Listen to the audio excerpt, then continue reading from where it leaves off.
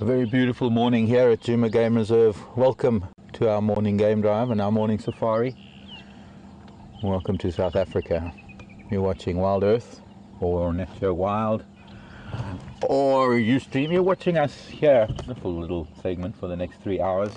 A really amazing opportunity to bring you a little piece of Africa to your living rooms or bedrooms, wherever you may be in the world. My name is Mark. I have Jason on camera with me this morning, and Alex is back in the office, back in final control. We had a little bit of rain, we had a little bit of a drizzle on the way here this morning, so things are a little damp all over. But it looks like we might be lucky. It looks like it might lift. There's still a little bit more cloud coming in from the south, so I'm hoping it's going to be kind to us. I don't want to be sitting under shelters. Now, on our way in this morning, we had some elephant. Not far from here, but that was on the way in. It was at least half an hour ago, or almost. And by now they could be on Buffelshoek. I'm just going to go past where I last saw them. They were walking this way here. This is Zoe's road.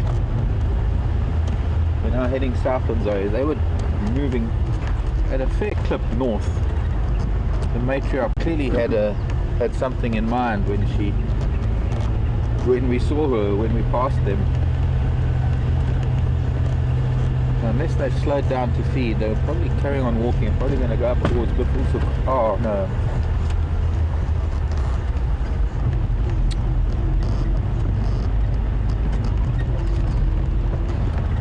So it looks like they might have left already.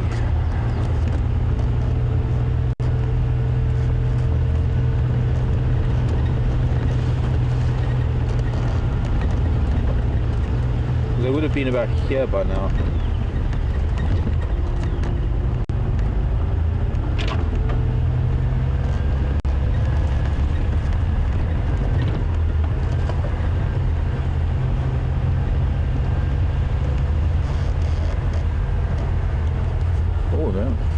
Maybe they came onto the road, left a branch where I last saw them, funnily enough.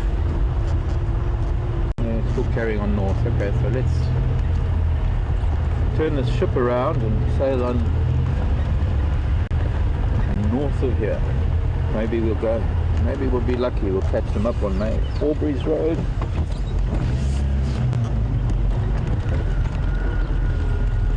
Perhaps.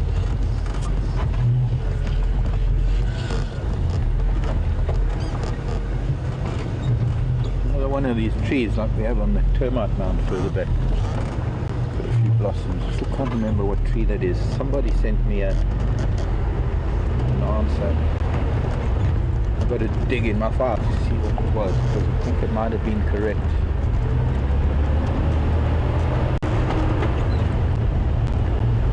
Just after we were here, it looks like they came onto the road and then went back off, still heading in a northerly direction. As we came past them, heading into our offices this morning, one little youngster ran after us a little bit and trumpeted. I think that's who was on the road, leading a brand there, just a little message in his own little way.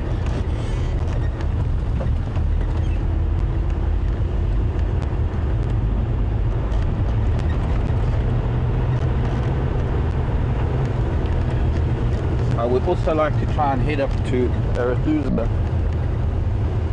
at some point. I want to go and see if Shadow is still around.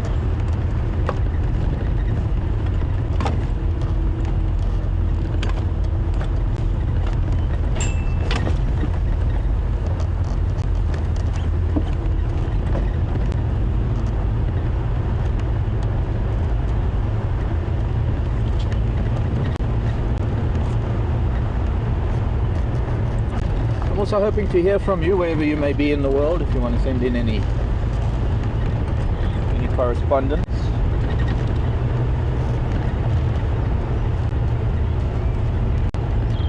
questions@wildearth.tv to our email. Nice to know what part of the planet you're in when you're watching, or who you are, or where you are. I get a mental picture of all these different places around the globe where people are sitting and enjoying this little piece of Africa live. Coming to you live from the Birmingham Game Reserve, South Africa.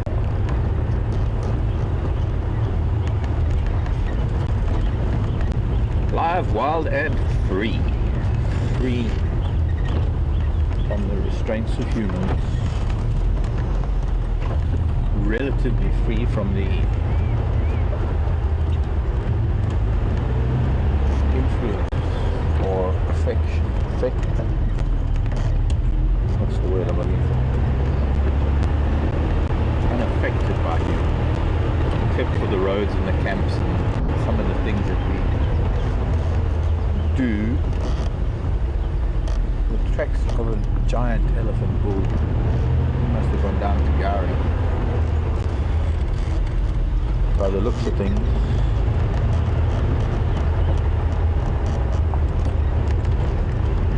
A very big ellie. He was here early, so we don't know whether I should go looking for this herd or go looking for this bull.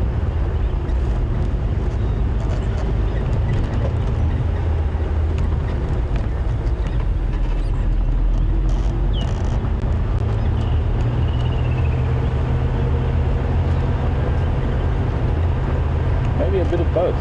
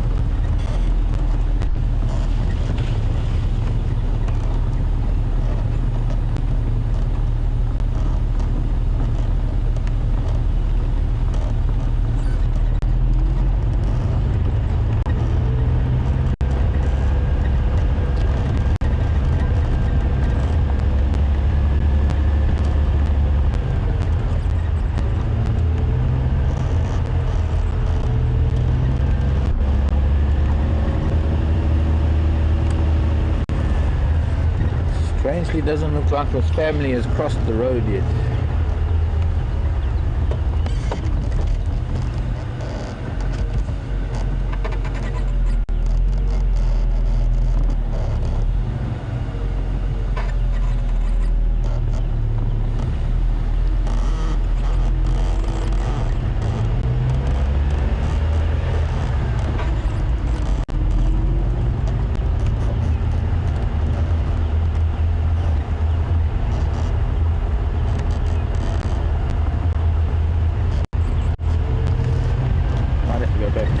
Don't follow up on this big bull.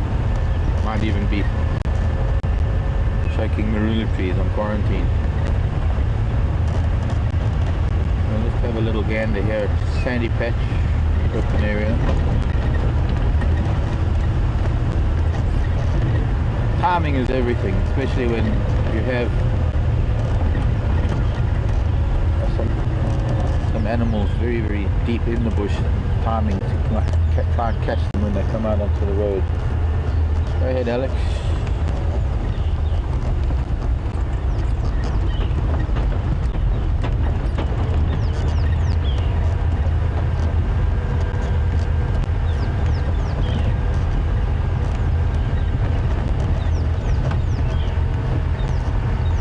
I don't know if I want to go there, Barbara. Thanks for the tweet. Barbara's asking a question. I guess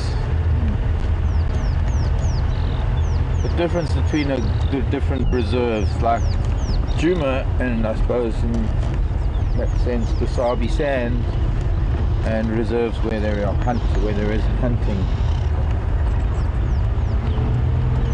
I could get a little bit worked up talking about the hunting issue.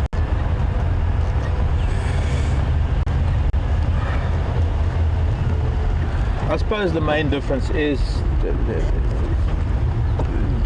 the ownership of the property, ownership of the land, and what the intention is of the owners, whether they want to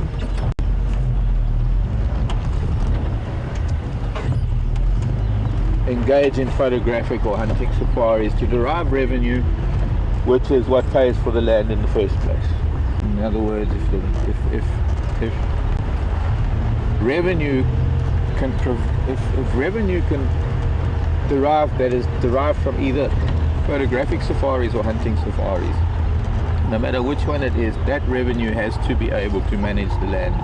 In other words, it has to be able to maintain perimeter fences, maintain the road network, the water points, management of the proper management of the ecosystem, because if you have a fenced in area, you do need management, you need quite intense management, and of course the smaller it is, the more management you need. At the same time, there are requirements, there are legal requirements to own certain animals on an entirely fenced in private reserve. You can't just have a few hundred hectares and expect to put lion and elephant and all sorts of things on it, because then you're practically like a zoo. So there are guidelines to the size area and the kind of habitat and the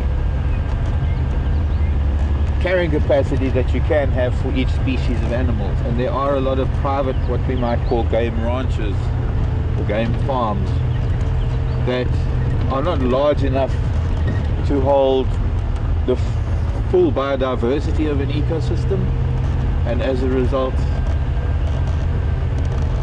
the management of the species that occur on that within that ecosystem or within that confines of that reserve, that management varies, and very, very often you'll find there are no predators. In fact, in most cases there are no predators, and so the farmer, the landowner, is merely using the land and farming with wildlife in a way that is no different really to a cattle farmer or a sheep farmer or a goat herder or any other form of farming, because that is essentially what it becomes. It becomes game farming, and it's farming with species of animals either for consumption or for hunting. Now, if we look at it in a way that cattle farming is done, it's very fun. It's financially draining for a landowner who has wild animals to have to try and round them up and, I suppose, do with them what would be done with cattle on a beef ranch. And the revenue that can be earned from having hunters come in and do what the slaughterhouse does is enormous, and so it becomes big business, because there are people out there who want to shoot things, unfortunately. Nothing we can do about it. So those are the difference. Hunting farms in most cases are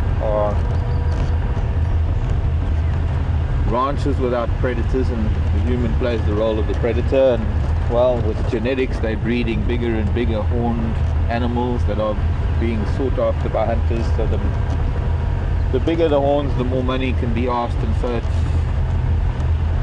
becomes very big business.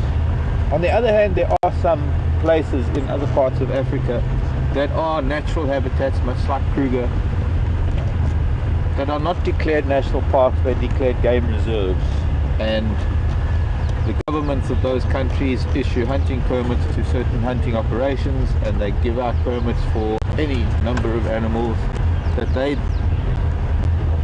see as viable take off of the viable culling, viable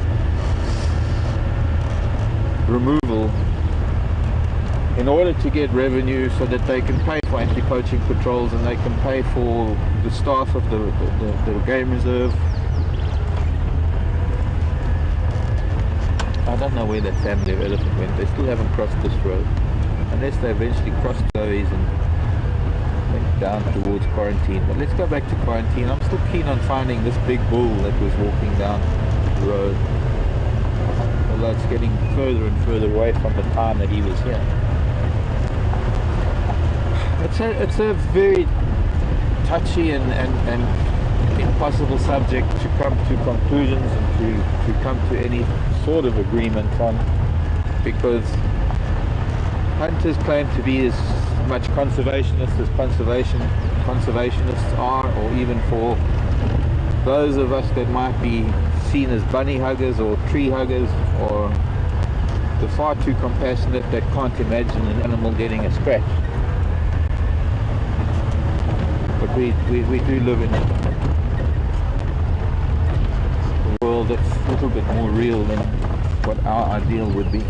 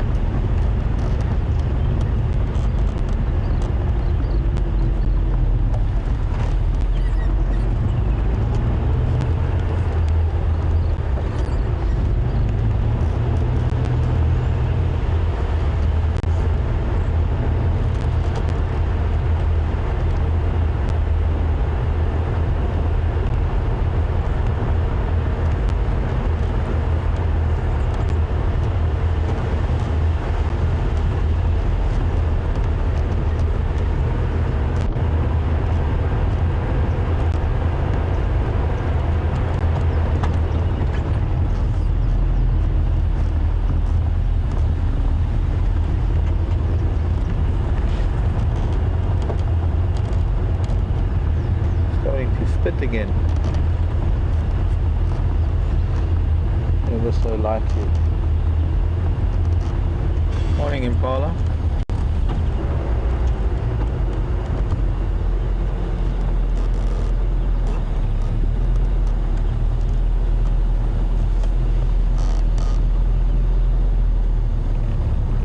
Hello, boys.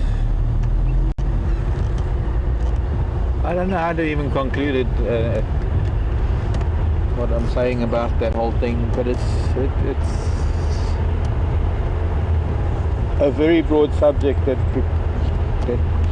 is hard to talk about without getting emotional and worked up. Anyway, let's see what else is there. Moving on. Must tell you about this later.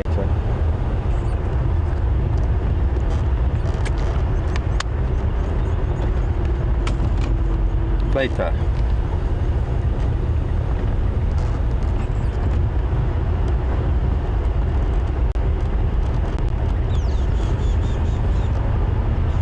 Chris, is it in Adelaide?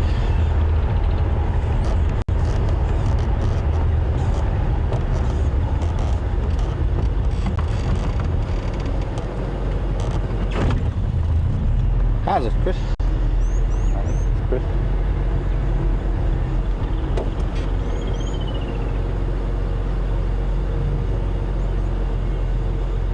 Nothing. Looking across the open area of quarantine.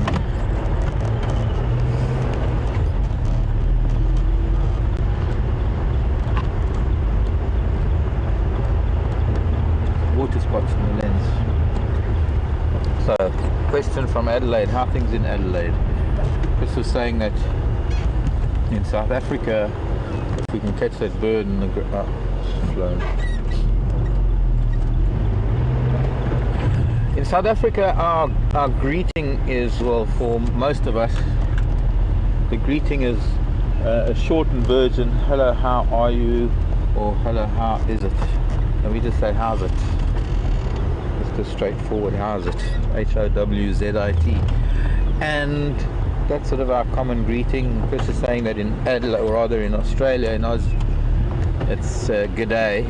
Also a little bit shortened version of good day. G'day. G'day, Chris. What is it in Shanghai? Well, I'm not sure what the slang would be.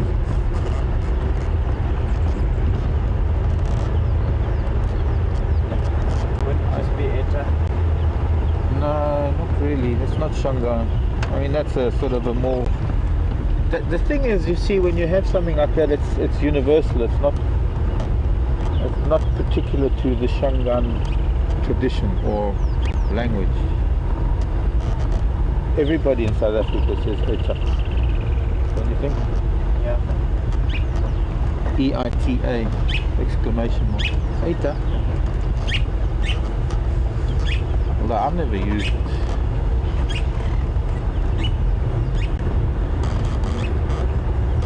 In Swahili it would probably be Mambo or Jumbo. Jumbo is the official greeting, hello.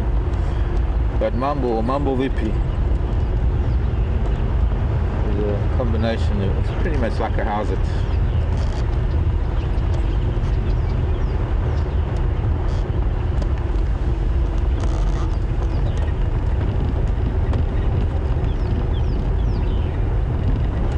Raining across the Mawati, you can see that mist. It's like a misty rain looking into the east over the southeastern part of Gowrie.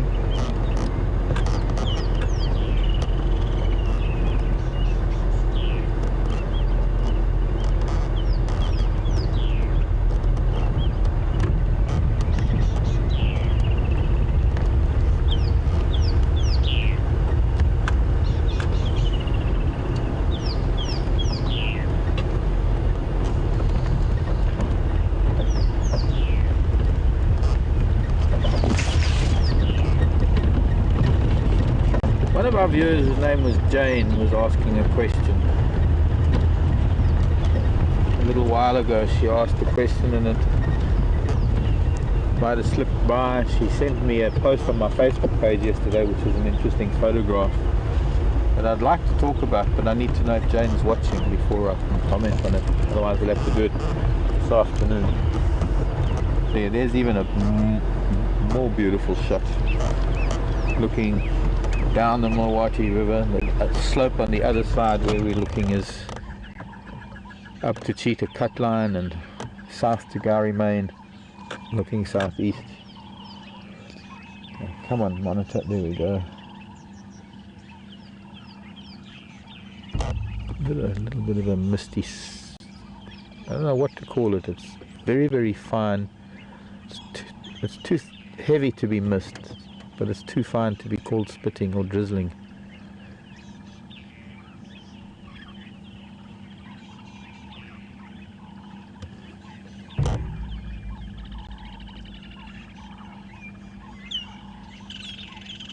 Mizzle, mist and drizzle, mizzle. It's mizzling at the moment. Looks pretty. How easy is it to try and get that sort of effect of these droplets of grass on the grass? Almost like dew drops, but it's not quite. It's like diamonds sprinkled everywhere.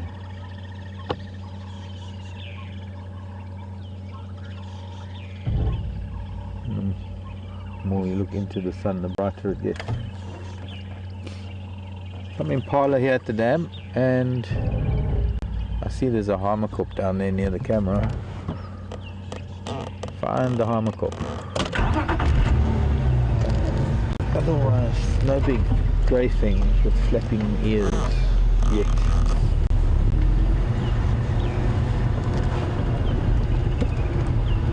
See, if this was colder, this would be snow. It's falling as soft as snow, it's falling as slow as snow. So I would say that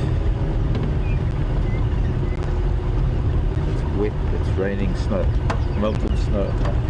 Temperature is wonderful. 85.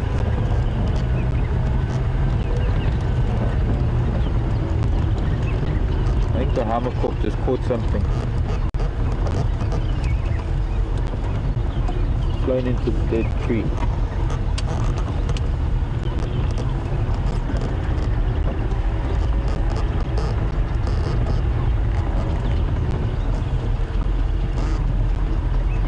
Yeah, boy.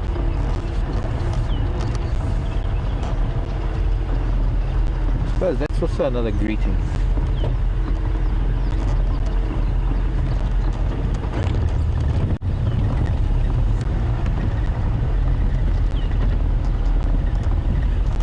Hello, Virginia in Kentucky. Morning to you. Hope we're getting too much moisture on this. Might be best to turn around and face the other way. There isn't much of a breeze, but it is coming in from the south, so it's sort of moving in it almost south.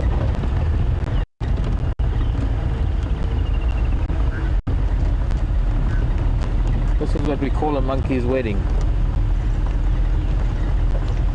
In Afrikaans they say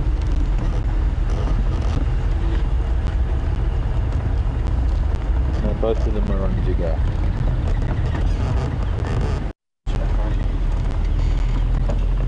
I mean, it's a fine muzzle. And what was I saying?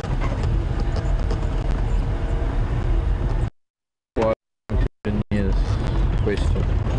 No, before I did, I wasn't quite that good. Yebo. Oh, yebo. That's what it was.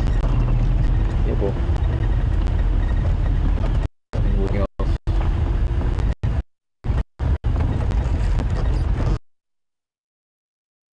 About my time in America, in the US. Years ago. Now, what I'd like to do while I talk, there's a golden orb, that baby golden orb, they're starting to get a little bit bigger now, and their webs are getting slightly higher. And there's one just off. To get the light right, we can big the wood next to me. Dead zebra wood. I mean, that's local. Can you see it through? Yes, there you go. The droplets collecting on the web. That's what I was talking about, the monkey's wedding. In South Africa call it, or they say, the jakkal's trou met die wolf's vrou. In other words, the jackal's getting married to the wolf's wife. When there's rain or it's drizzling and you get this bright sunshine. The golden orb spider, they're starting to become visible now. They've been so small and their webs have been so low to the ground that they almost go unnoticed unless you know what you're looking for. They start off the size of the head of a pin. This one is probably about the size of, she's still tiny, she's barely half an inch. And the web is maybe a 6-inch diameter, and that's going to turn into sometimes 2 or 3 feet in diameter, spanning sometimes 20 feet between. Really beautiful spider. However, the people who don't like spiders don't believe a spider can be beautiful, but they are, and they're harmless. Virginia was, I say, when I was in the United States back in the day, back in the mid-90s, I was there for some time. What animal was intrigued me the most? I think, is that more or less what it is? Yeah. Gosh, I don't know. I was obviously besotted with mountain lion at the time, because that was one thing that was, I was doing lion studies in the city stand back in the 80s, in the early 90s,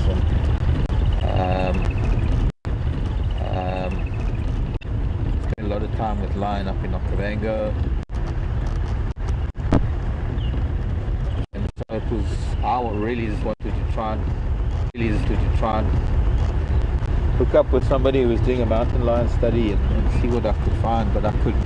They coveted their mountain lion studies and they wouldn't let outsiders in. So I didn't get to see mountain lion. I did take walks around the mountains around Santa Cruz, some of the redwood forests around there. I do remember seeing signs of them, but I never was lucky enough to find one. And of course I was really keen to see and experience even just be in the habitat of bears, but I didn't get to see any bears. In much the same way that people want to see some of the really big animals here in Africa when you come to Africa, it was very similar for me, wanting to see tooth and claw and experience them firsthand. But one of the first animals that I saw that really blew me away, which I was very thrilled about, one of the first walks that I did, which could have been in Nicene State Park, might have been there. It was springtime, so there were a lot of puddles, and there'd been some, in fact there was a lot of weather just like this.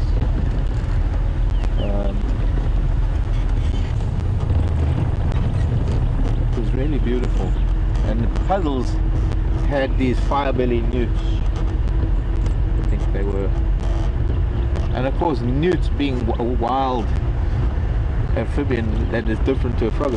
Here in Africa we only get frogs, we don't get anything other than frogs in the amphibians world.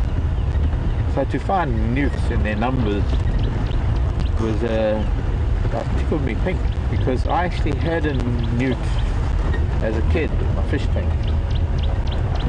Sadly the pet trade does have them.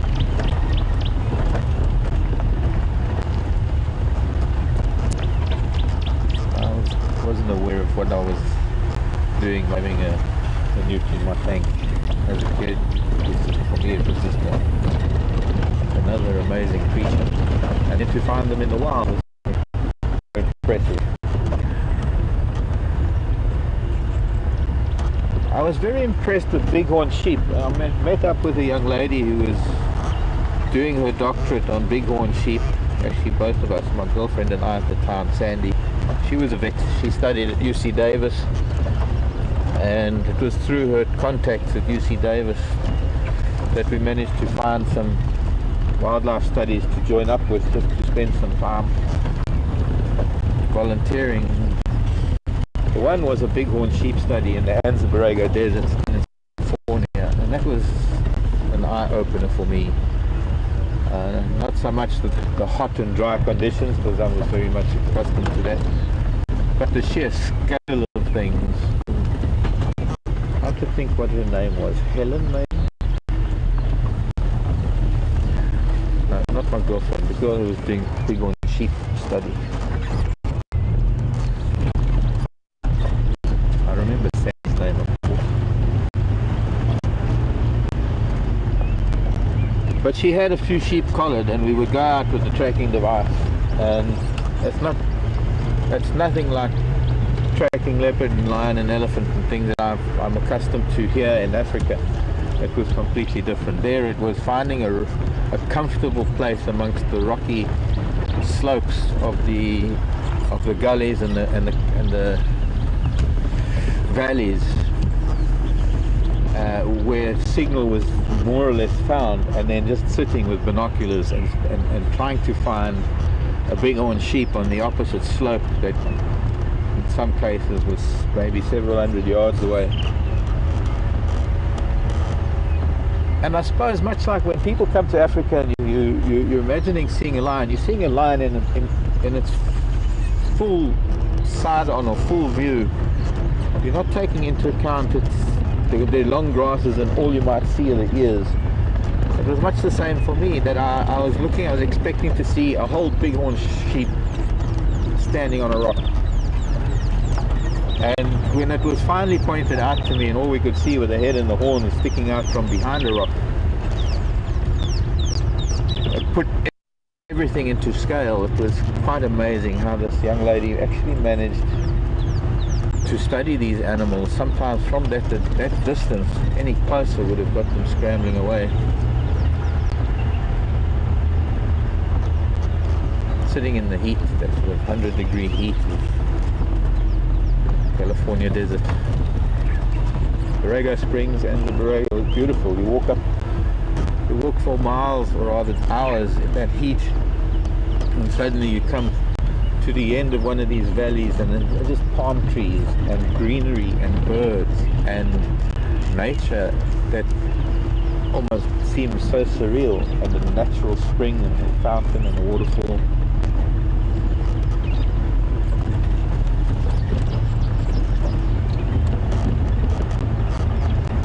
Of course, occasionally I would smell skunk, or I'd see an opossum.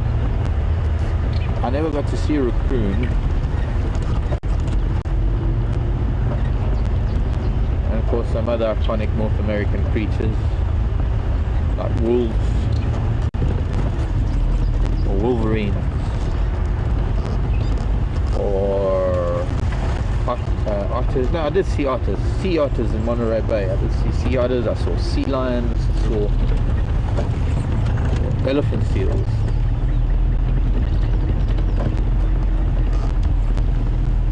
Elephant seals in Año Nuevo, north of Santa Cruz. They were incredible.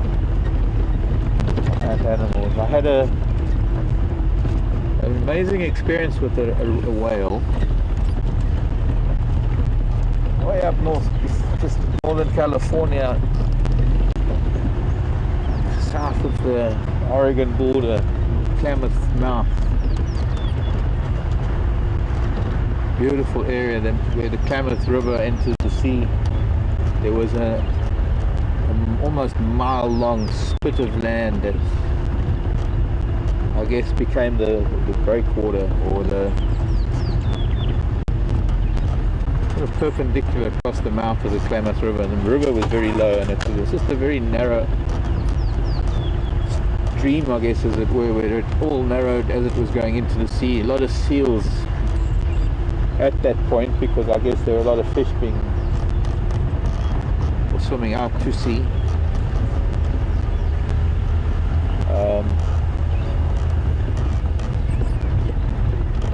But the whole length of that spit land that ran parallel to the breakers was amazing, and it kind of rocked and stuff that was there. But obviously quite a heavy Pacific surf building the sand up, because it was a very, very steep drop down to or immediately off of the beach, and it was deep enough that a whale could swim parallel to me as I was walking, maybe only 20 or 30 yards off of the beach. I must have spent an hour with that whale. And that would have been a California grey, I guess. Could have been a humpback. I wasn't familiar with whales.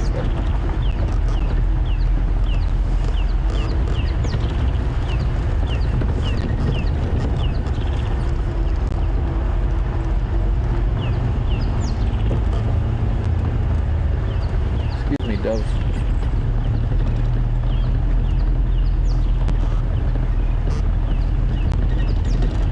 Okay, we've got quite a few questions coming in.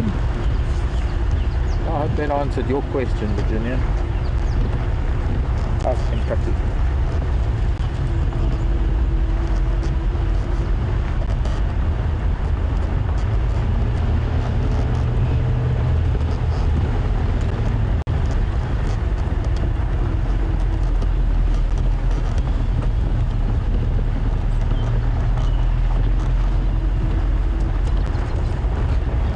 Kentucky to Illinois. Morning, Diane in Chicago. Have I ever spent time with an elephant by the name of Isiolo? Unfortunately not. If I'm not mistaken, let's see, where is he? Was he a Tembe bull, or just trying to think? I've only ever seen photographs of him. Isiolo, was it Tsavo? Is he Kenyan? I can't remember now where Isiolo was from. Oh, right. He was Tembe, that's right, I remember now. He was on Tembe camp. Thanks, Alex, for reminding me. I've never been to Tembe, unfortunately. I'd love to go to Tembe. I'd love to take my little Land Rover there one day. It's quite far for me.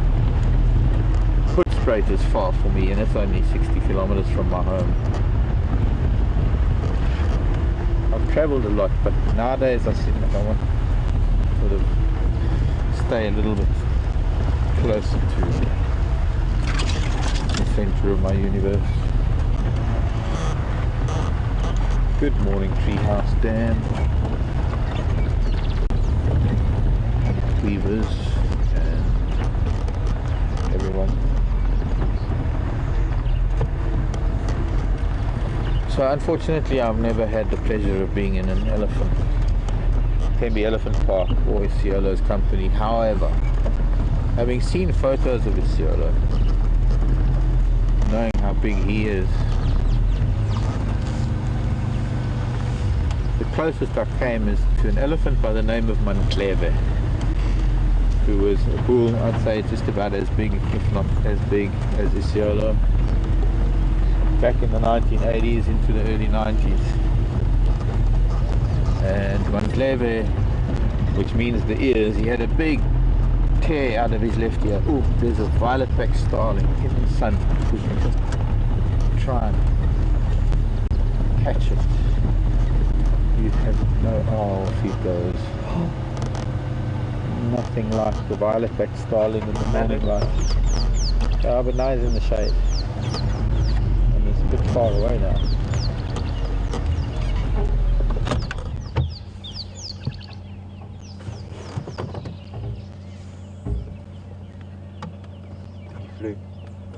He flew.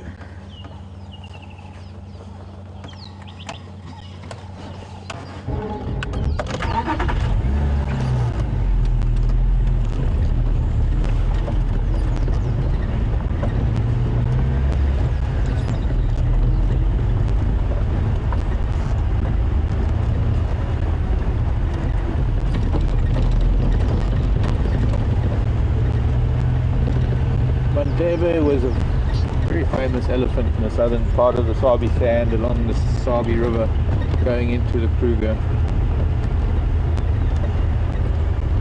And I was lucky enough that where my room at what is now Lion Sands, in those days it was Sabi. My room had an amazing little slope down to the Sabi River, and I built a little deck and a little waterfall and a little pond where the bushbuck used to come and mud their horns and play with the monkeys. And every now and then Mandleve would appear. And I think one of my greatest memories of him was sitting on my deck. One of the greatest. Another great memory I had is when he was on the river one day, and he always used to have younger bulls with him, and the younger bulls were always instructed to chase us away if they saw us. Oh, Mr. Barbet, what you doing? You've got a nest here. Looks like it's going to go back down onto that. We'll just wait and see, maybe it will. No. Come down, Barbet. Off he goes.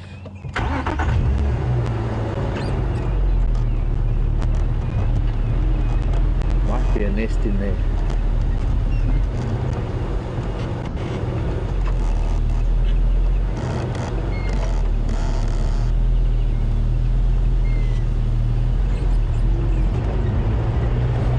Anyways, to see anything that was on the Sabi River, we actually had to climb the Kruger Park fence. Although Sabi still owned the land to the river, the actual Kruger Park fence that separated the Sabi Sand to the Kruger, in those days there was a fence. It was just a low sort of 6-7 strand cattle fence, basic barbed wire, no electric fencing in those days.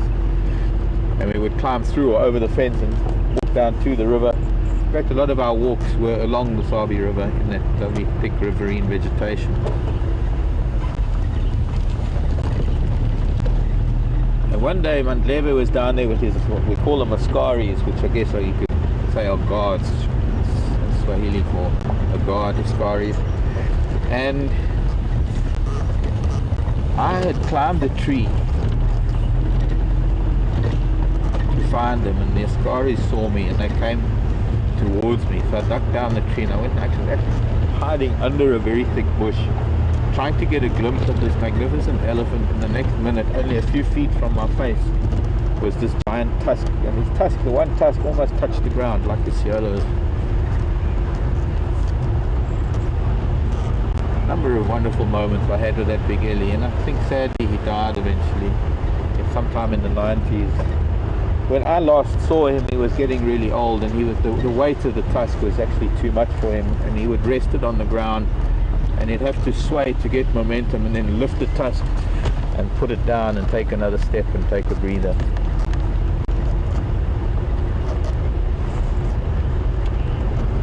I think there have been some elephants that have purposely broken their tusks because they get too big and too heavy.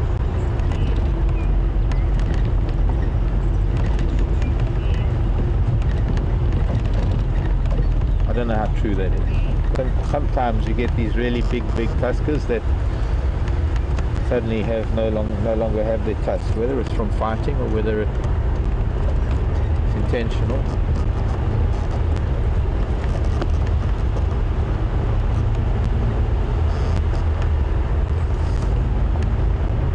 So I guess let's go and have a look.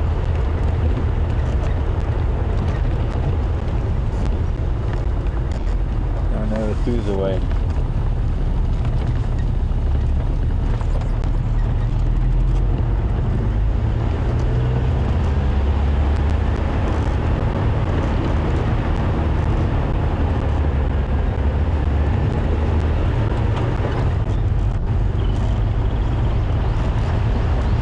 Back and look really.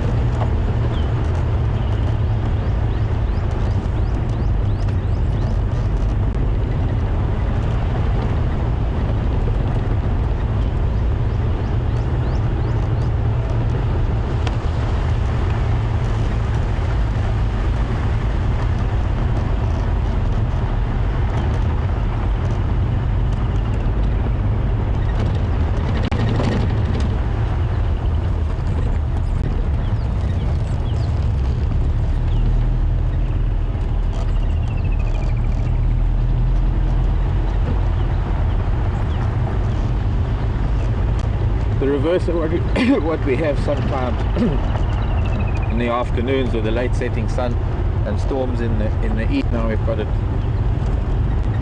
beautiful morning sun with this lovely dark sky in the west. It's the time when we need a giraffe, or we just need something that's really standing out against that dark background. Raining to the western part of the Sabi Sand. We're in sunshine. We're blessed.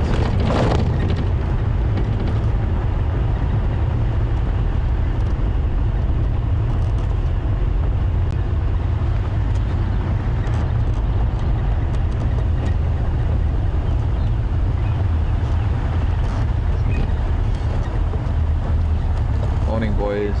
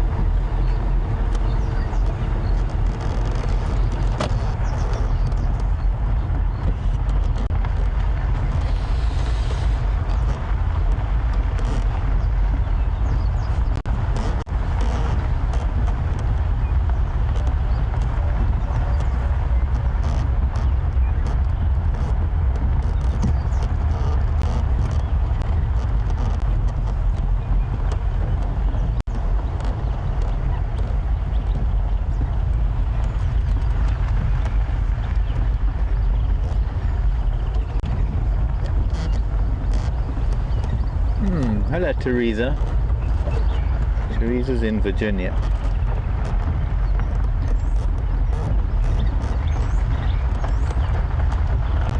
Teresa's in Virginia, but Virginia's in Kentucky.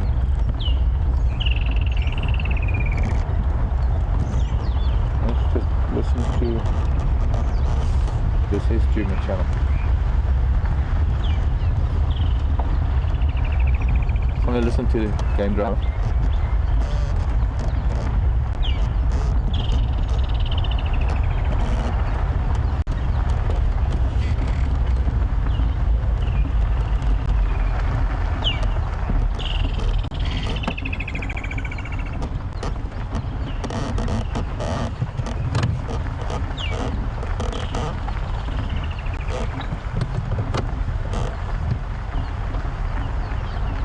Tandy.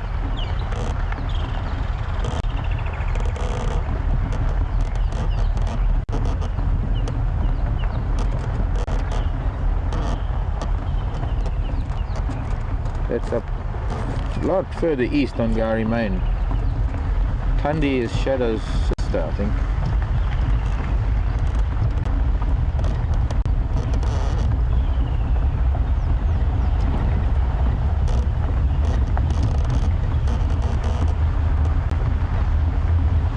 There was Shadow and Tingana and Tandy and Saseka.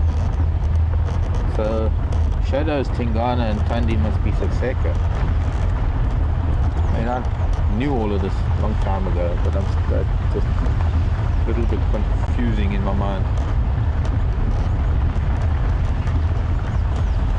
Anyways, Teresa, sorry, I would need to find out what was happening on the radio. What should we do? Should we go straight? What is this red? The red flower. Adenium swazicum.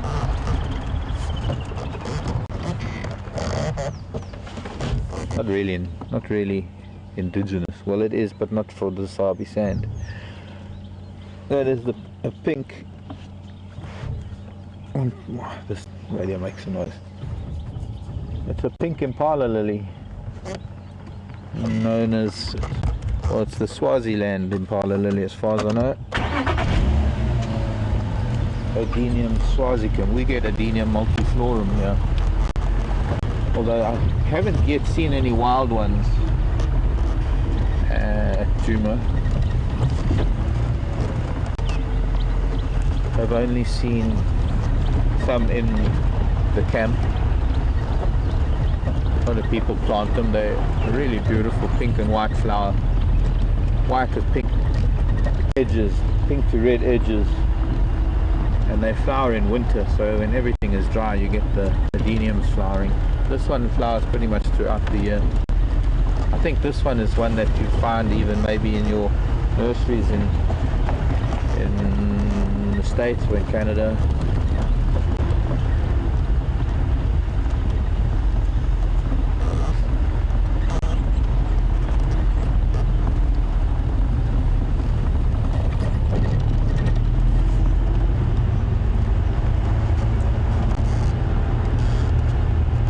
Teresa was saying, at Fireside Chat, I was talking about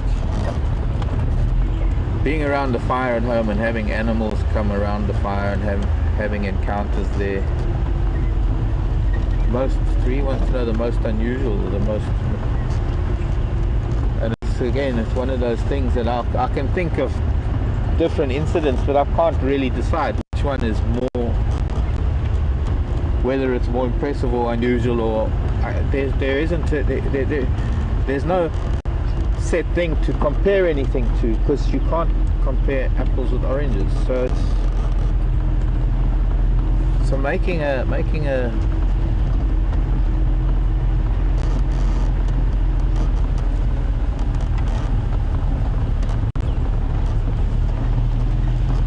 I don't know, making one stand out above the other is very difficult.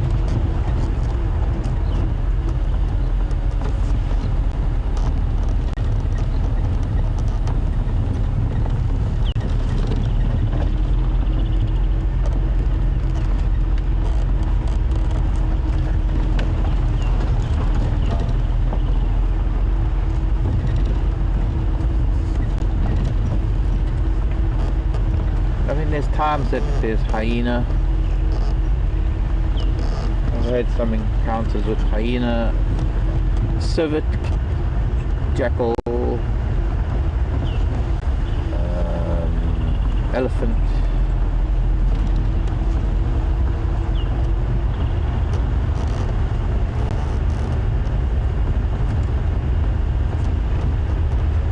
It's hard to decide which is the most unusual or the best moment, or just every time I'm at home and every time you do have something like that happen, and it's quite often. I mean, there are times when there's civet there every night.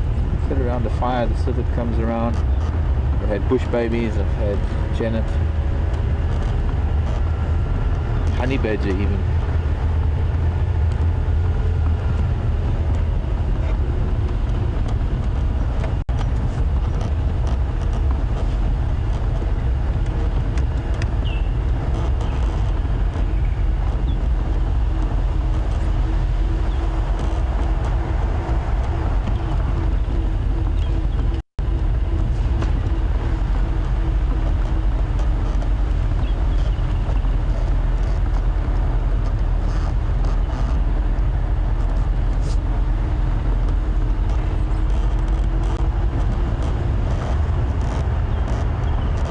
Up real broken messages, so I can't really find out what's going on here at Barracuda. Maybe if I get closer to everyone, maybe I'll get a bit better.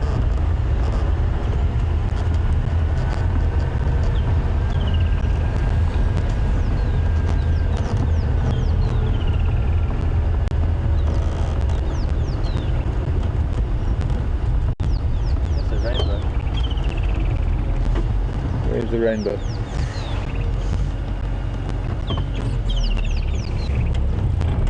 Oh, there.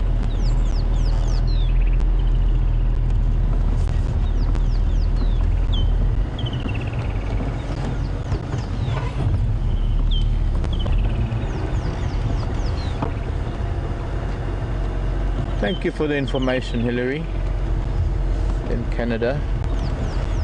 We just did a little bit of reading up on Mandleve, my friend Mandleve from the 80s and 90s.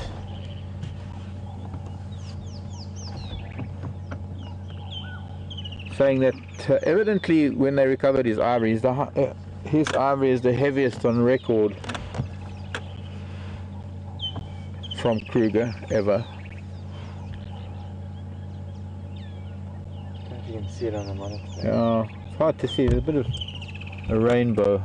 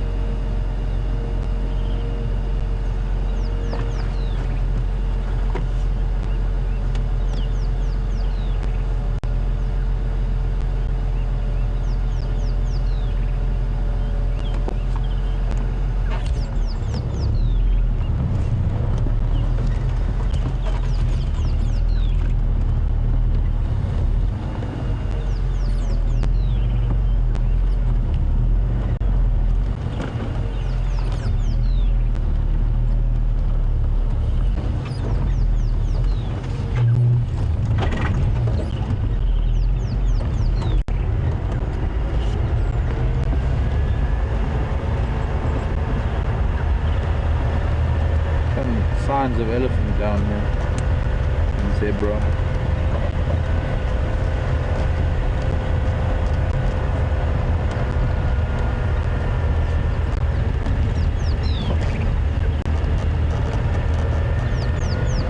Tongue isn't fresh, but the leaves look quite fresh. Maybe at least a day.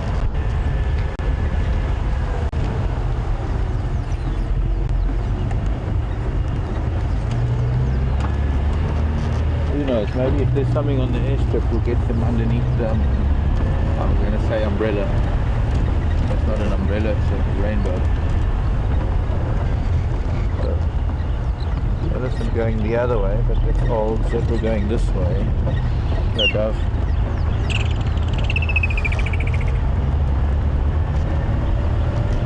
go this way, then hopefully the rainbow's going to get stronger.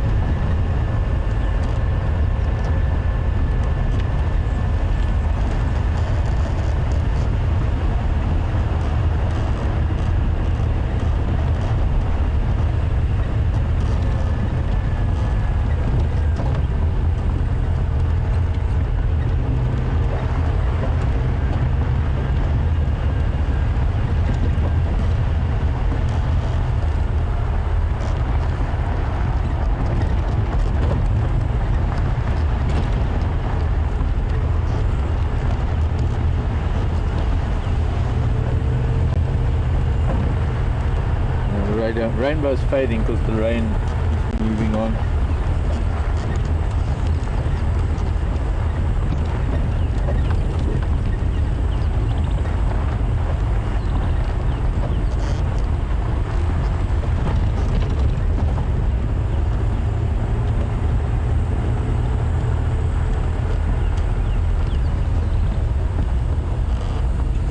Morning, Marilyn. To know if we have baobab trees in South Africa, because she hasn't seen any on the drives. Well, Marilyn, you haven't seen any on the drives because they don't occur here in this region.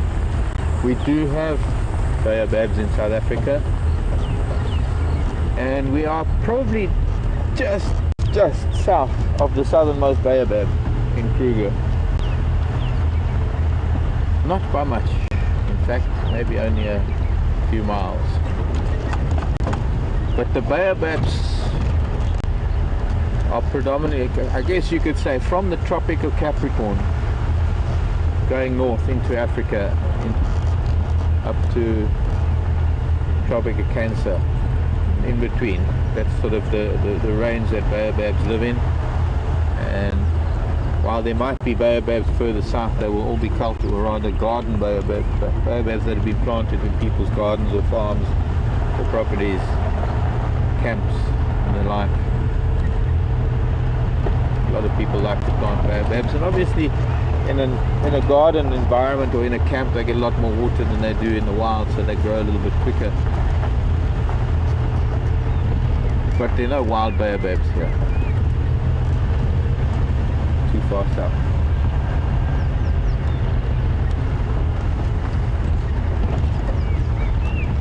There are a few lovely big baobabs up near Hoedspruit and Zeneen, and then of course going in Kruger from about the camp called Satara. From about Satara going northwards is where you start getting baobabs, and more impressive baobabs. I guess what it is this, the rainfall is too high as far south as this, one of the reasons, and that naturally it's just not their kind of habitat, with a very high rainfall, a much higher rainfall area than they're accustomed to.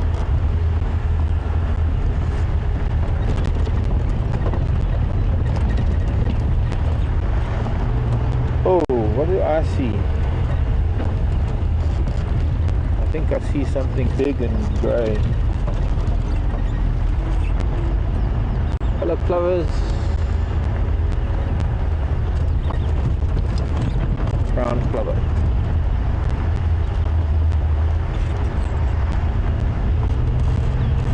Rafiki Yangu, one of my friends,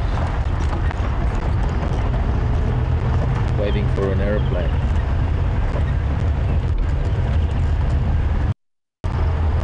One of my friends, waiting for an aeroplane.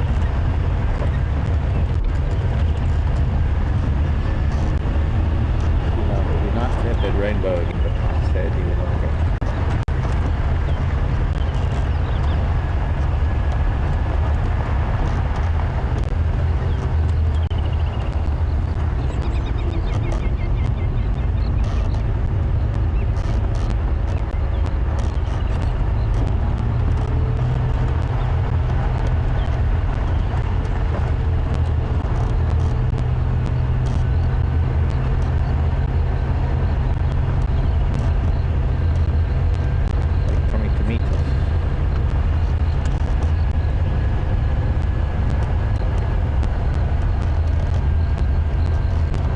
white stork, Paddy.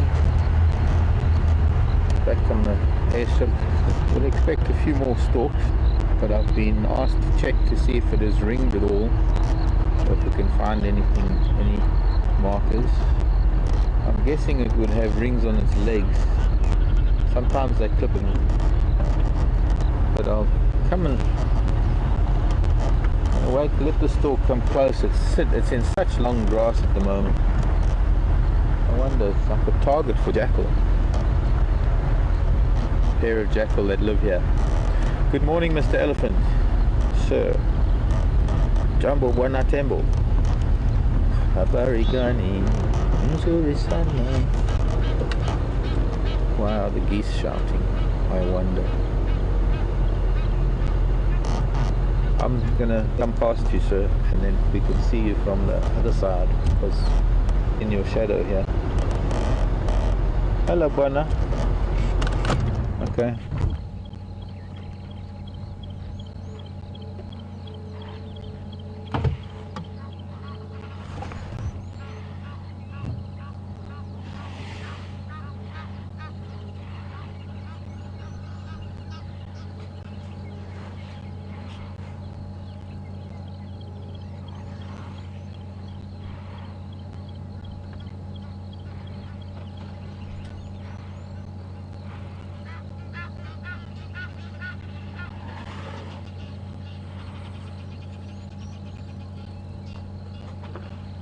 Yeah, you almost threw that right over you, Mr. Ellie.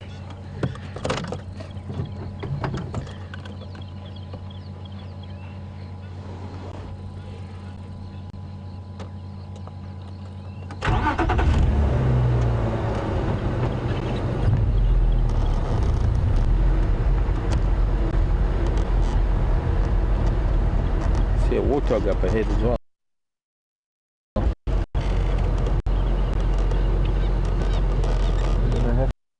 Stork as well. Let us have a closer look at it. But it's in such long grass at the moment. Okay, let's turn around and then we can see him from the front. We'll get a better view with the light on him.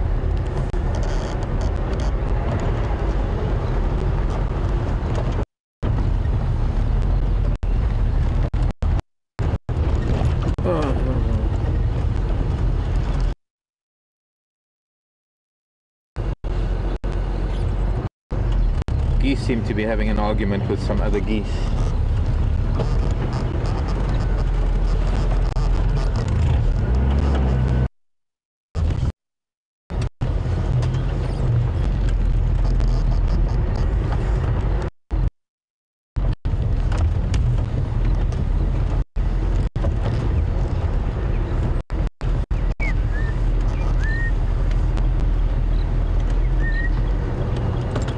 Morning, Ellie. Look at that lovely groove in his left tusk that he uses for breaking branches.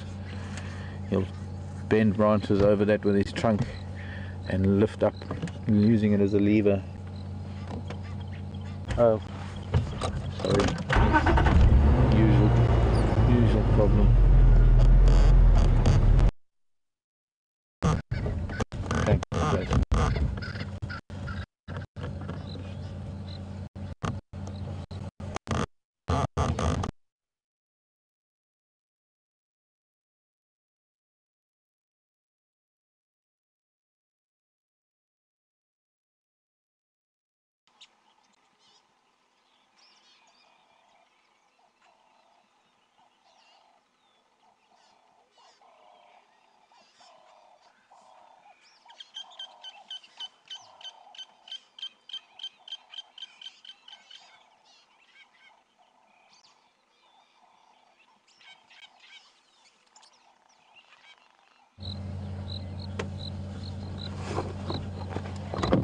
And we're back again.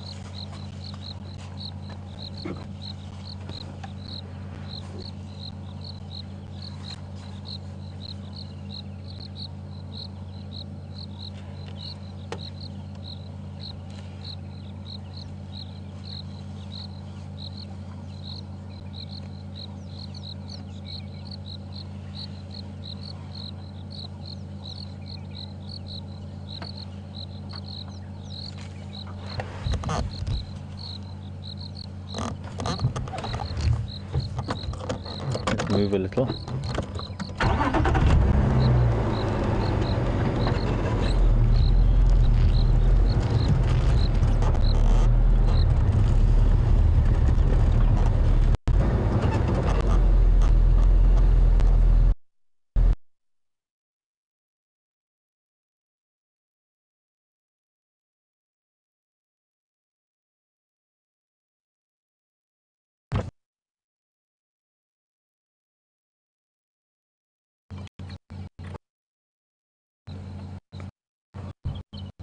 Morning stations marker. Welcome to Arethusa.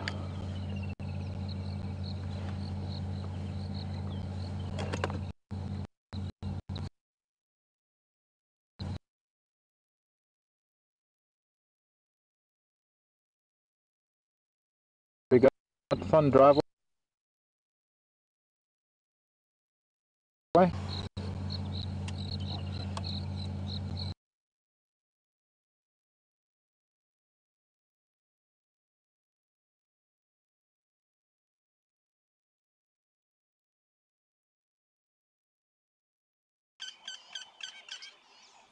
Hello everyone.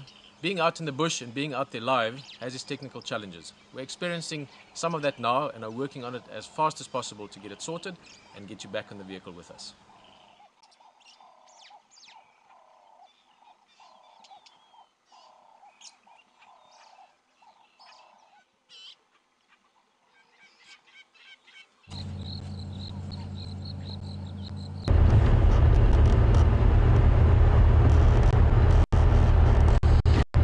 Well, welcome back again.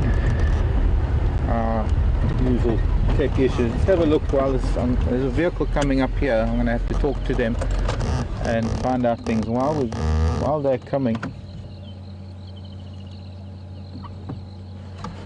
You can have a look at the stalk. I can't make out any rings. See wildebeest in the background.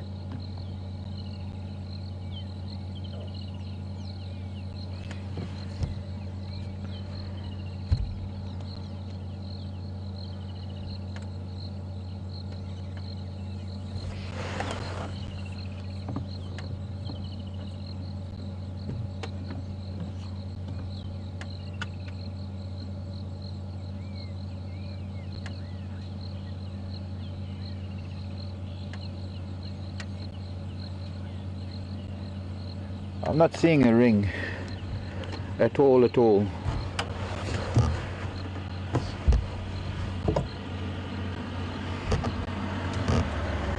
I'll shoot. Oh, that's good, thanks. Nice.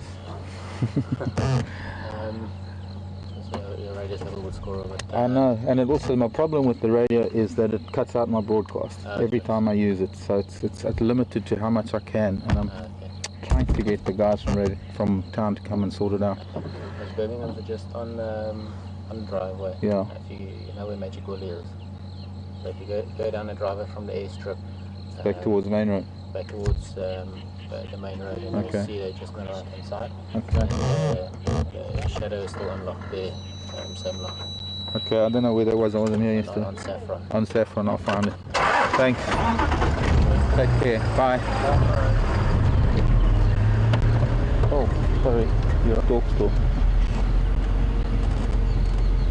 I can't see any rings. I've tried to look as it's moving through the grass.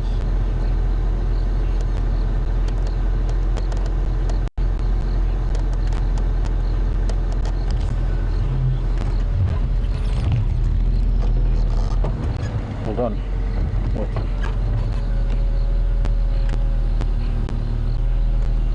Yeah, let's just have a look again, just in case we manage to find it. But I've left the elephant because we got a few things to look for here on Arethusa today.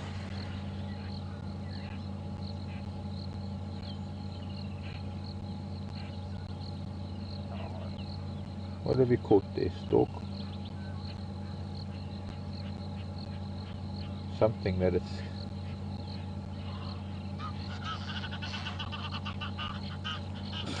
crunching up with its beak. I'm gonna have to take off this t-shirt. So just quickly. seems to be a big argument going on between 3 different pairs of geese.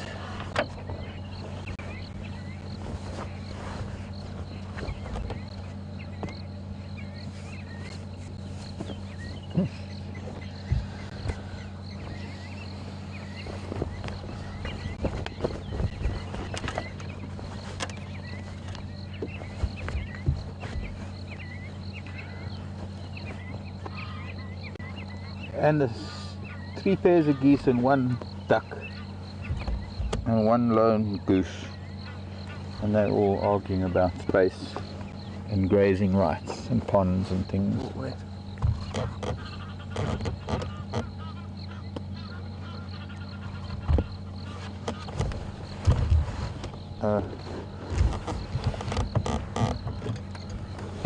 Is that yours? Yeah.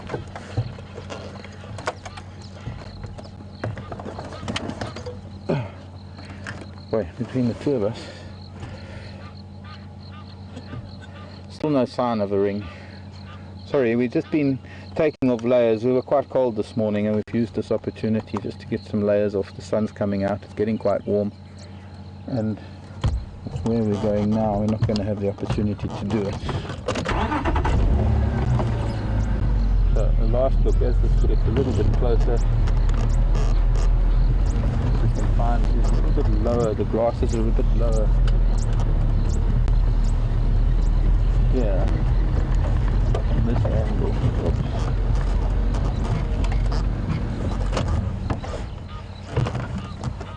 And it is coming closer to us.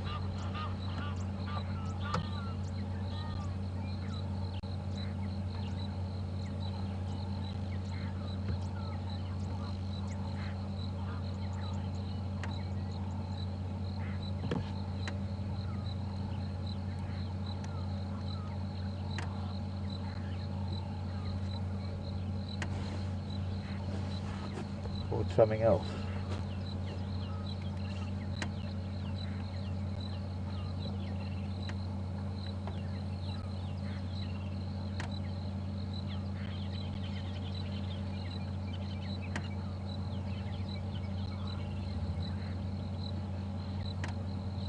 No, I'm not seeing anything.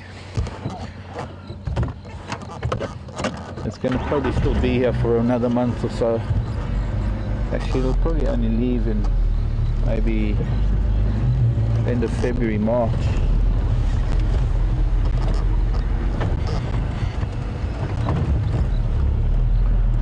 Spending as much time with the stork as he did with elephants. But I did want to let, there are some guests from a neighbouring lodge. I wanted them to have their own experience. And the stork is coming closer and closer and closer, so one way to actually make sure would be very interesting. People over in Europe will be able to tell us where it comes from and who it is. Come, stork. Come on, come on. A little bit more.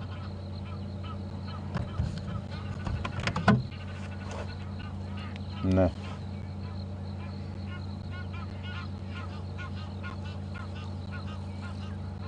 No, it's getting far too long. Let's go and find Tooth and Claw. I believe the young leopard is still where she was yesterday.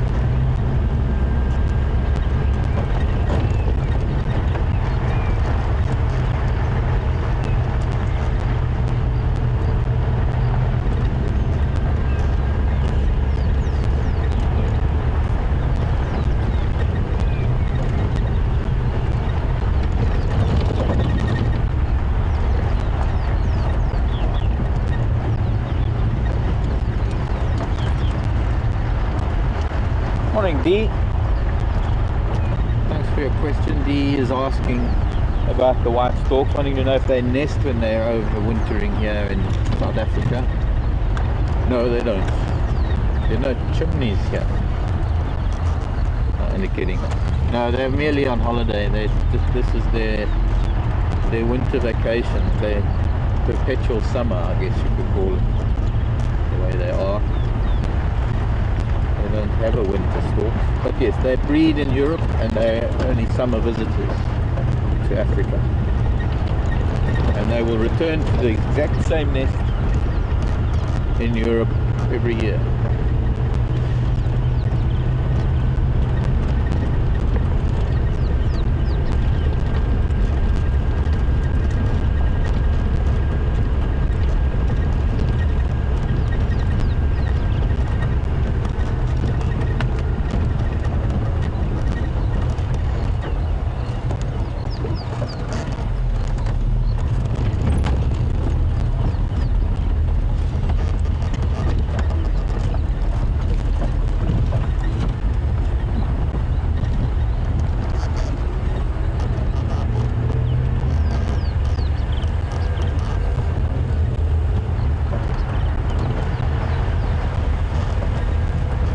And like the kingfishers, for example, they breed here, visit here in the summer, but they breed here, but they're not from Europe. I'm trying to think, what is a European bird that breeds here?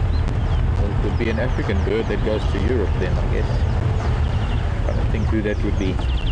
European cuckoo, not only does it not breed here, it doesn't even call when it's here. The Eurasian rollers, European rollers and bee eaters, they also merely visit Africa. What do you got, Franklin? Where the cat?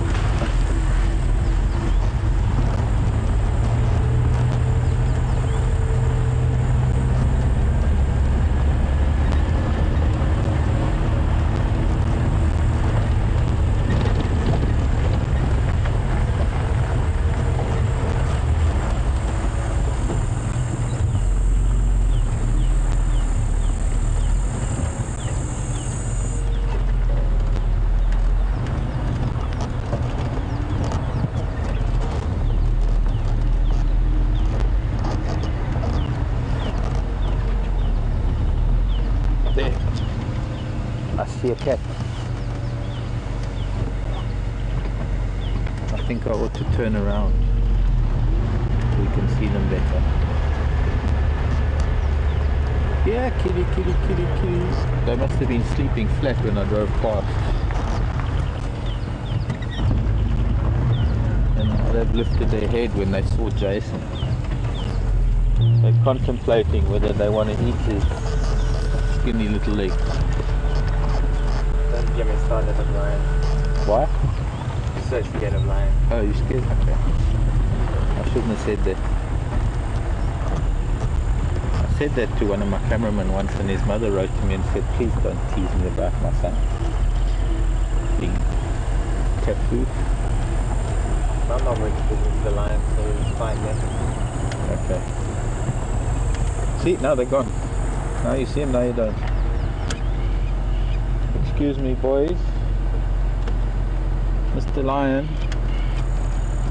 Oh, yoo-hoo. Let's just play Spot the Lion.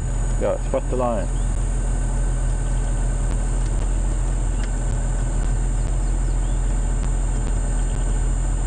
Now,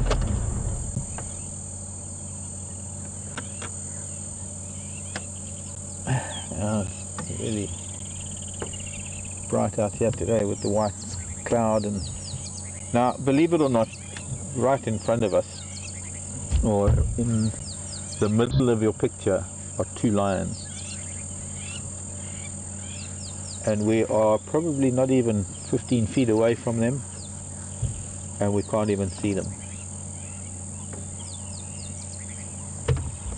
And this is a map to show you how often we probably drive past things, and if they don't lift their heads, we don't even know they're there. Quite remarkable. So let me see. We maybe put the back of the vehicle, because also we've got sunshine here, that's a little awkward. Looks like they were sleeping on the road this morning. Yeah, I can see it here. See it here. Can't go. There we go. And I have to try this move again because I've got a big log behind. Let's try it again. Let's try that again. Got a little bit further down.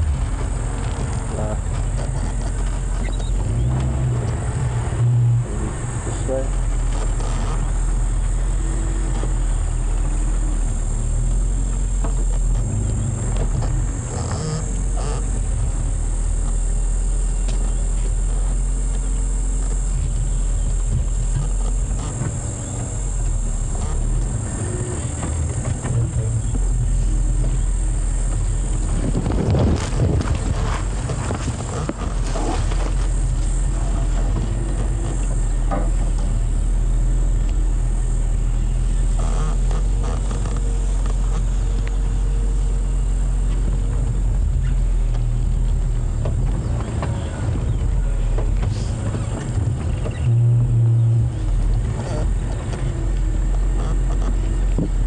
Sleeping cats lie.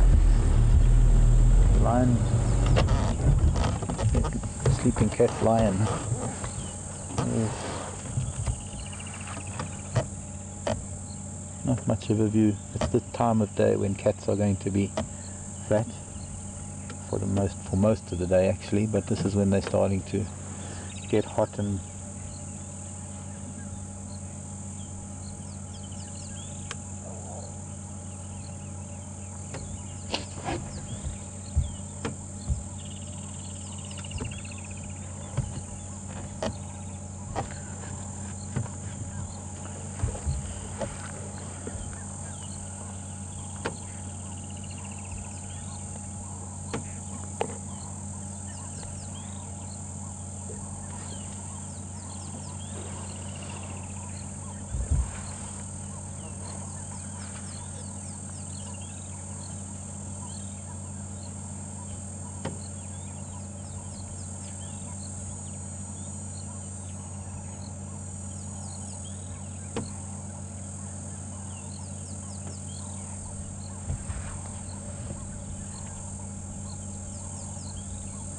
Right, I've got an idea. Since these cats aren't really going anywhere and they're not going to be doing much right now because this is getting warm and all we can see is an ear, I think let's take a drive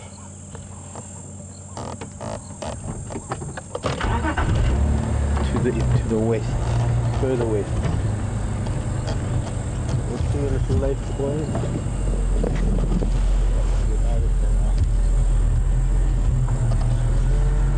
Much.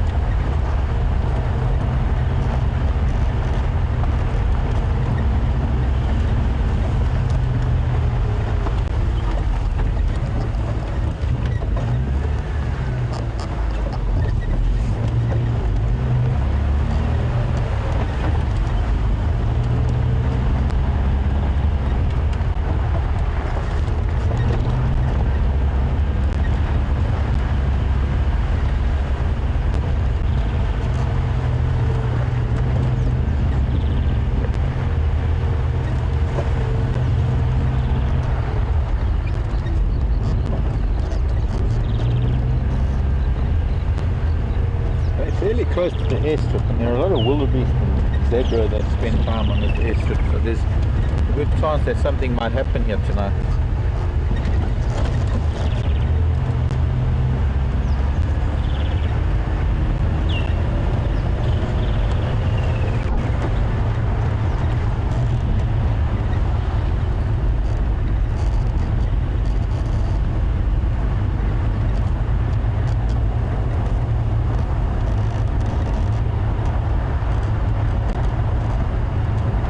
Maybe we should take the ride past the dam at Arathusa and head west, as I was saying. We've got it.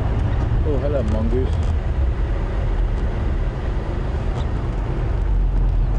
A single dwarf mongoose. Must be more.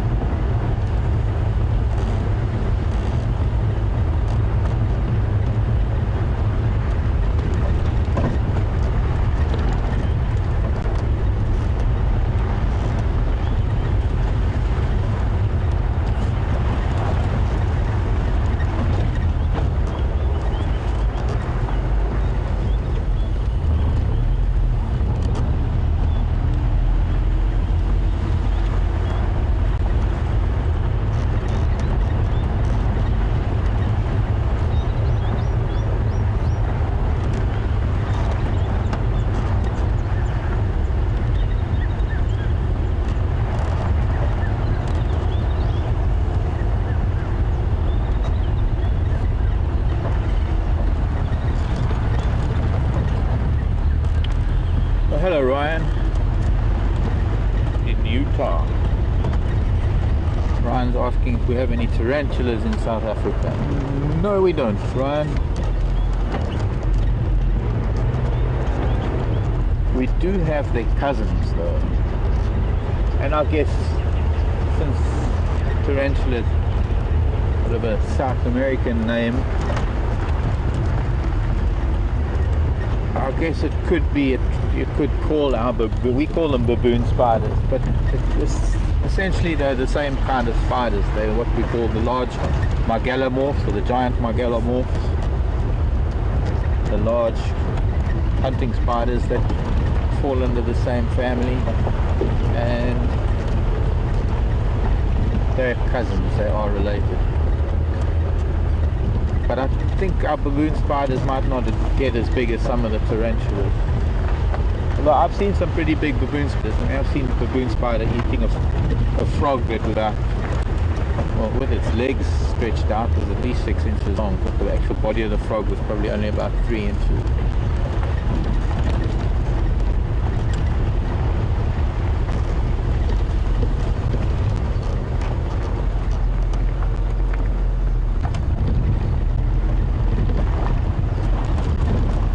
Oh shit.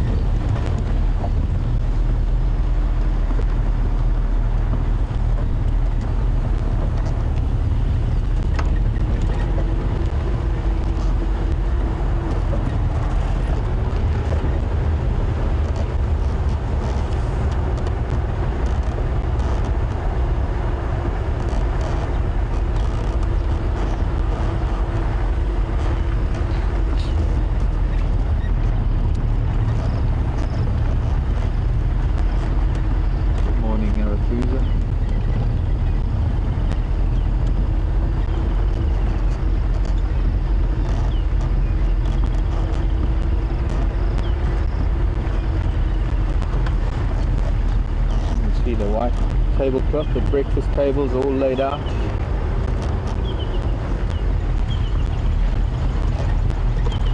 Well, I have to admit, this is a lovely breakfast, and I did have breakfast here once. Showing it? Huh? Yeah.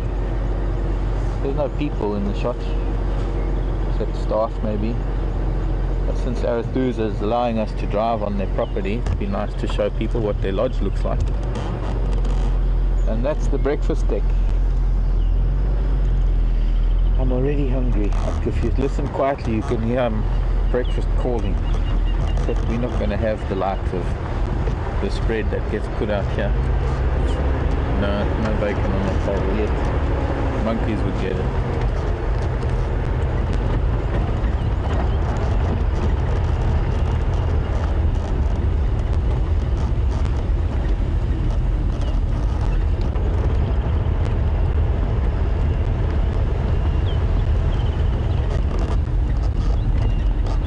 Even from this is from the opposite side of the dam. This is where all the elephant and things would be when they're sitting at the table having breakfast, viewing game.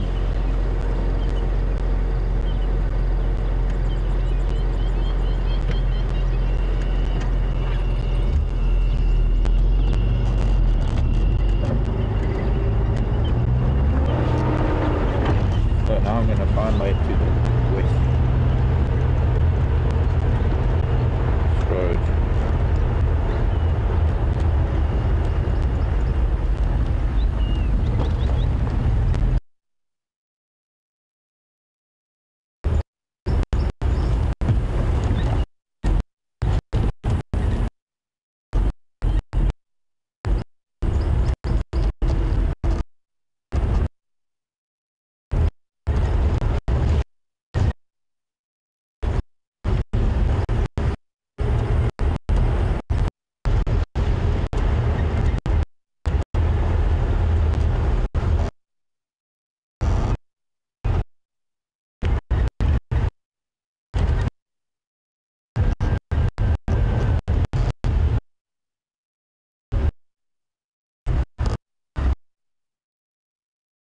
How many poisonous spiders in South Africa?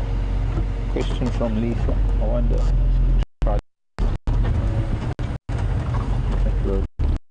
There aren't any spiders, Lisa. There are some venomous spiders.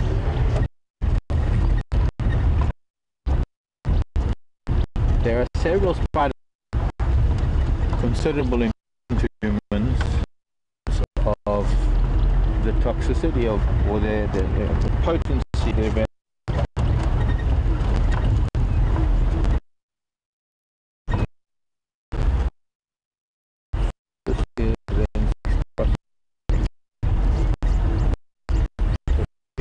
First windmill like we're going to. Okay, we're going to have to go up this windmill.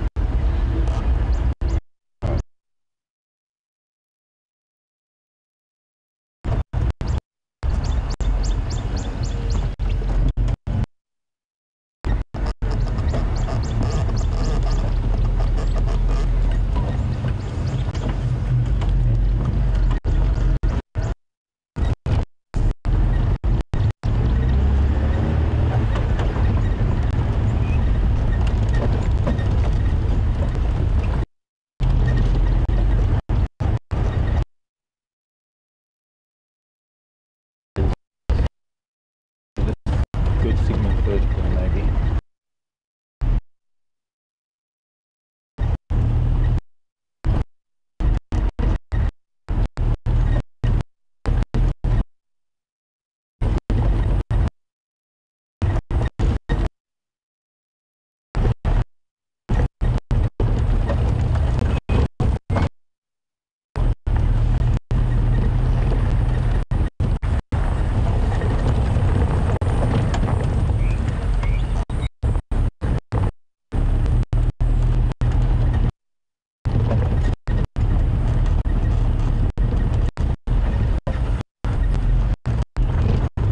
To this Lisa's spider question.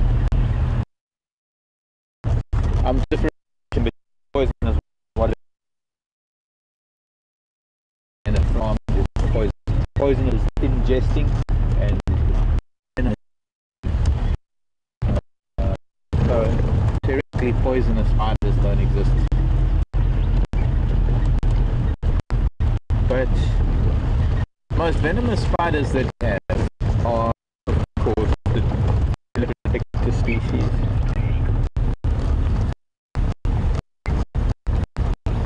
Was it locked at sea? Anyway, the black spider, the black widow down with a brown spider, and the black spider being up with brown spider.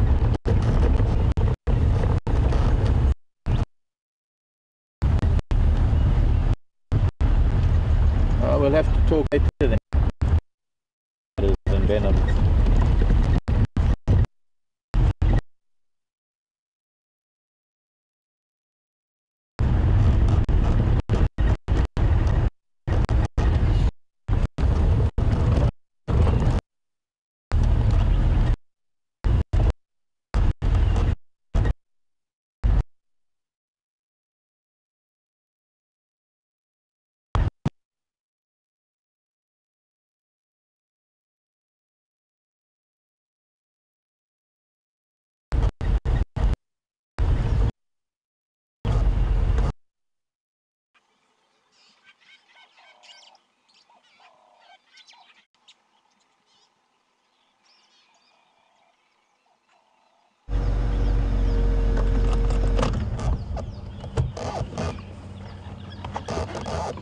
Very difficult to try and maneuver ourselves here because we sort of seem to be right on the edge of our signal range, and as much as I can get a really nice clear view of this child,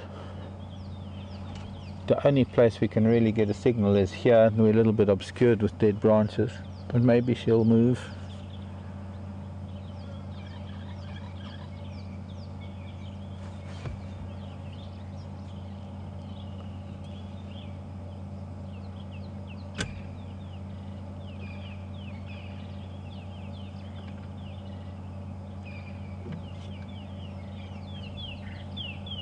I'm guessing this is the youngster. Well, I don't know. Even though I have met Shadow before, it was probably at least 5 years ago, maybe more. I think I've only ever seen her once, maybe twice. Karula's one of Karula's first cubs, but this cat is looking like it's the little one. This is a small cat.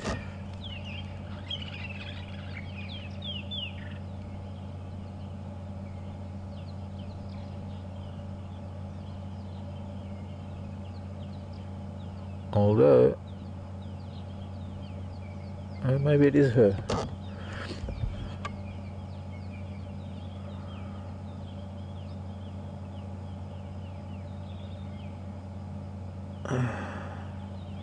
Ears are a little bit too tatty to be a youngster. I don't even know how old her cub is. Let me just see. 5 months, I think. Oh, well then it's not the cub.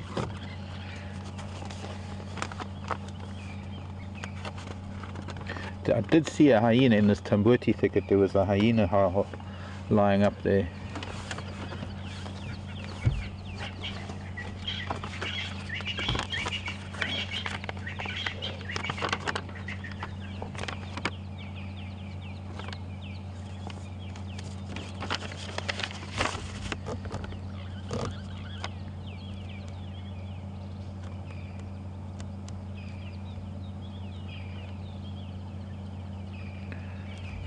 They're supposed to have a neat V-notch in her right ear that I guess I can almost see it. Unfortunately her right ear is a little obscured, but yeah, I'm sure this is her Shadow, who we used to know as Tingana.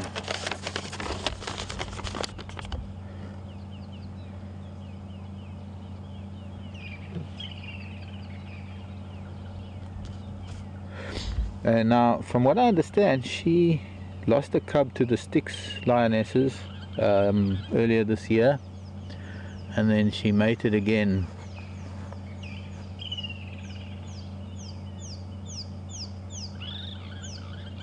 And interestingly, she evidently was seen mating with 3 different males,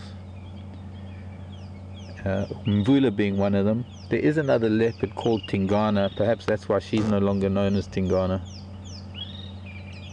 Saseka and Tingana, I think it was Tandi is now called, well, it's now called Tandi, is her sister, who's actually been spotted with her 2 cubs at the moment.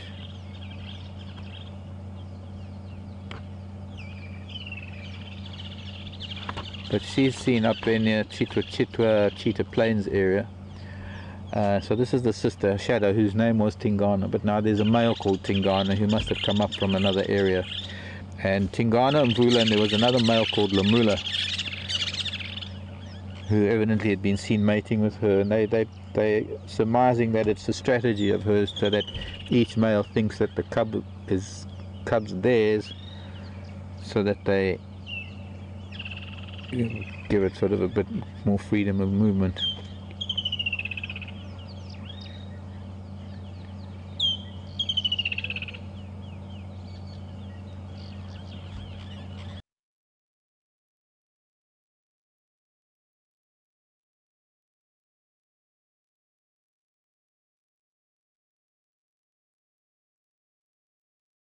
That might mean that there's a cub in a tree somewhere. I don't know, Racer. I haven't yet seen the cub. I was hoping to. We could maybe drive around a little bit and have a look. But then we're going to lose signal, so I think for now we'll just stay here. Not good that there's a hyena lying down in the thicket ahead of us.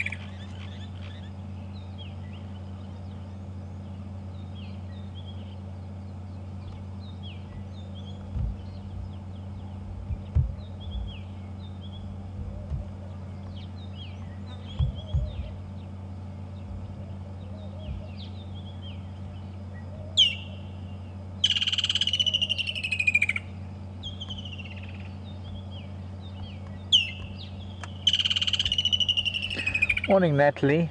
Question coming all the way from California, wanting to know if a male leopard will know that if a cub is his, so he doesn't kill off his own bloodline. Well, generally speaking, the way it works is that when a female mates with a leopard, it's within his territory. So it's almost as though automatically any offspring that will be in his territory will be seen as his. And that association that he has had or has with the female will probably ensure that he doesn't. Hold on a sec, I've got to talk on the radio, so if you'll excuse me, and it might lose signal again. Mark here?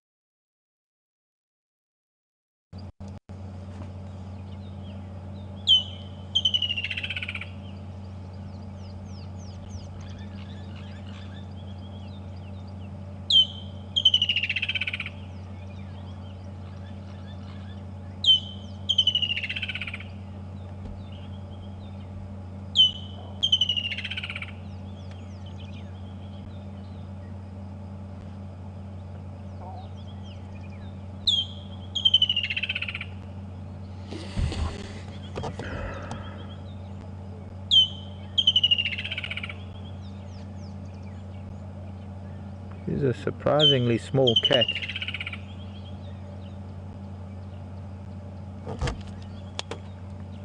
For an 8-year-old.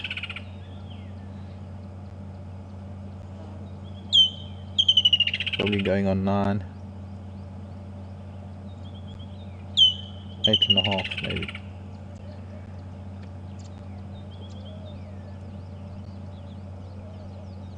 I believe she's never really successfully raised any cubs. And she's always lost her cubs.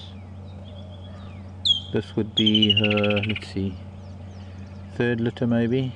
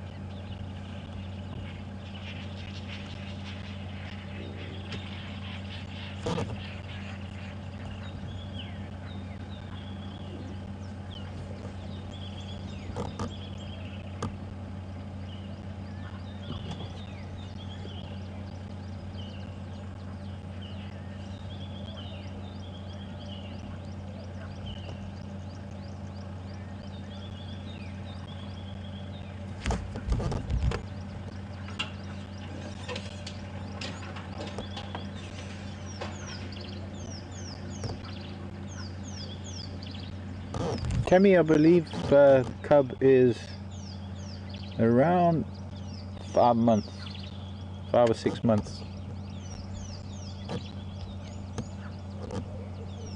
Could be somewhere in there. Oh wait, there, isn't that up there? I can see a blob up in the knobthorn.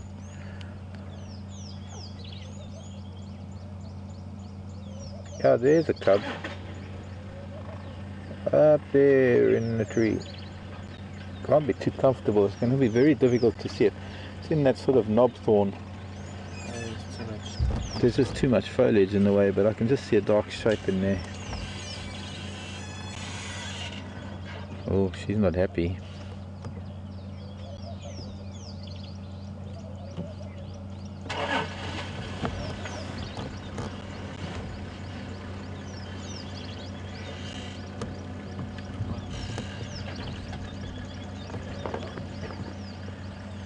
So nice to know that the cub's up a tree, especially with the hyena running around, or not really running around, but hyena in the area.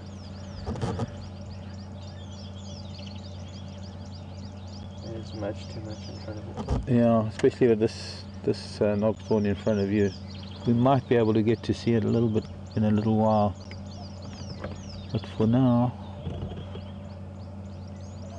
you just see it moving, tail and a leg, sort of hanging over a very small branch.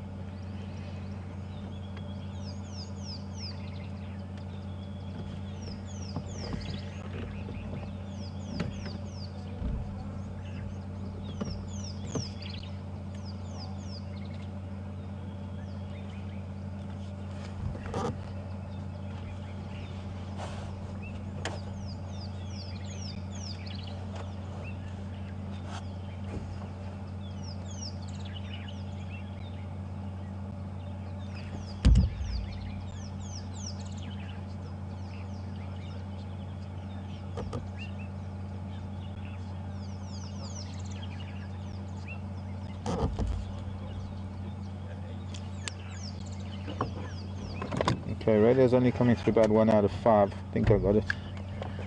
Morning Marco in New Jersey. Asking about how far a leopard will tolerate each other.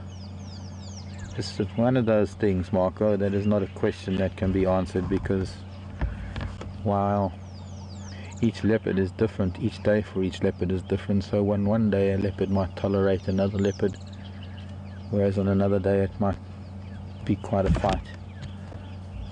Perhaps if I get to a better position where things work better, we can talk further about that, and I can get a better idea of what the question was, because at the moment I'm just sort of vaguely getting the question, because it's got a lot to do with different areas. You know, there are so many depending factors in a question like that. What a leopard is going to do here is not going to be the same for what leopard might do elsewhere in Africa, but even so, what we might see one leopard do doesn't mean that another leopard is going to do the same. She doesn't like me talking, hissing at me. I can't emphasize more the point that when it comes to animal behavior, when it comes to that sort of thing, the only way you can get answers is by watching a particular individual interact with others, and you will never be able to use that as an example for how all leopard operate, or even how that leopard might operate consistently over time. So there is a whole host of possible answers to a question, especially when a question is about behavior and how leopards react to each other, or how they tolerate each other. And very much like us humans, each individual cat has a different personality, and they have different moods every single day. But there are other very important factors that will influence that kind of behavior, and that is the density of the leopard population, how much pressure the population is under from not only other leopards but also from other predators like hyena and lion.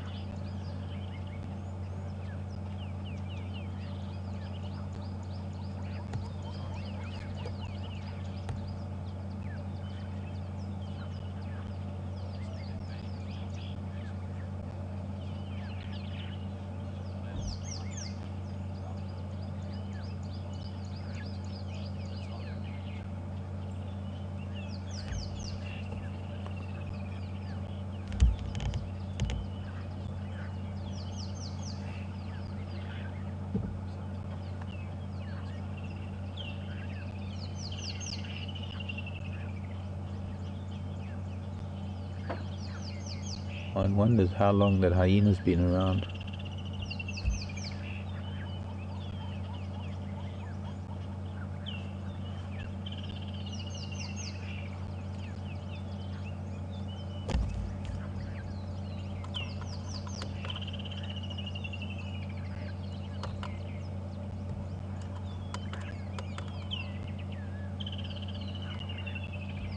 No, still, thanks.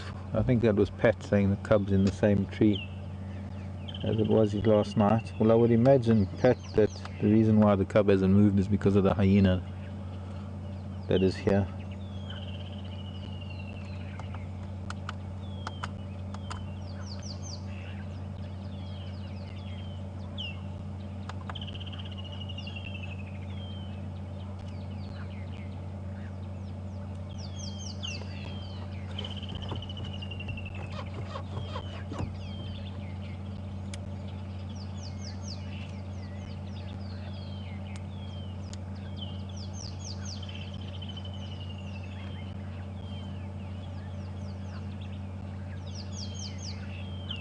But having said that, I'm now seeing a leg of an impala just behind the cub. It looks like might be an impala.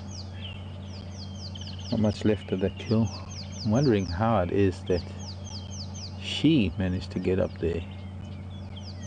Must have been in a hurry. You know, sometimes when a leopard is caught unawares as they make a kill, and suddenly a hyena appears, and I've actually been in those circumstances.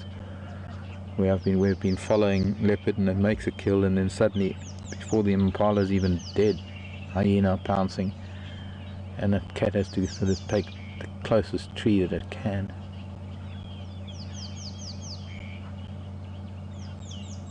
It might not be the most convenient tree, as is that one. Very awkward by the looks of things.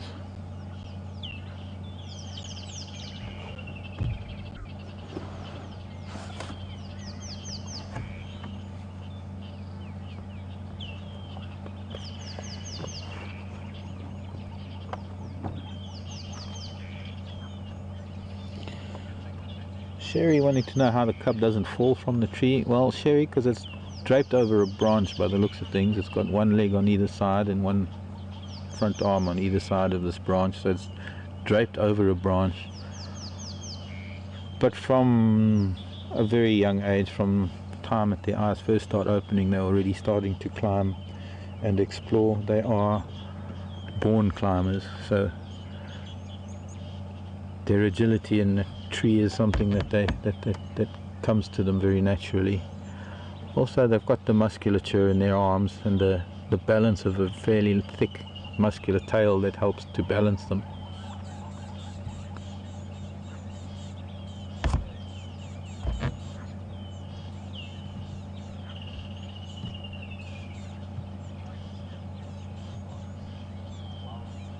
Here's some squirrels that are complaining bitterly.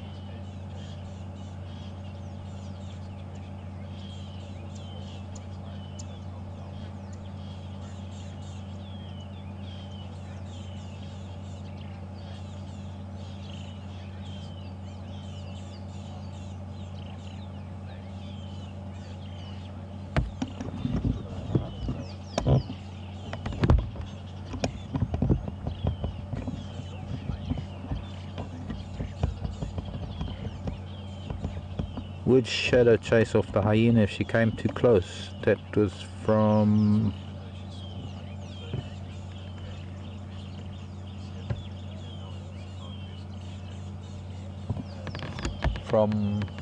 Kimberly, thank you. Well, once again, Kimberly, we have a question we will only have an answer to if we see it happen. But would she chase the hyena off if it came too close? Oh, she's getting up. She can hear something moving. She's listening to something. Isn't that pretty girl? There's a strong possibility she would be chased up a tree by the hyena. Quite a good possibility that she would be intimidated. She's a fairly small cat. You see, the one important thing about leopard and hyena in this kind of circumstance is that the leopard can't afford to get hurt right now. She's got a cub she has to take care of. It's not in her best interest to confront the likes of a hyena, and her best bet is to stay away from it. So if the hyena were to try and approach, she would probably run up this knobthorn behind her or another tree. Her cub is in no danger. That cub's well secured in that tree, and well, hyena can't even jump, so the cub is very, very safe as long as it stays there. Unfortunately, this is likely to end up to be a waiting game to see who is going to get bored first, and maybe she can get the cub down without the hyena knowing and get it away from here. But the interesting thing about hyenas is that they are so tuned into the sound of something coming out of a tree. The noise of maybe a piece of meat falling, or the paws of a cat jumping down. And although a hyena might be asleep, the instant it hears something coming out of a tree, it'll be at the base of the tree as soon as it can.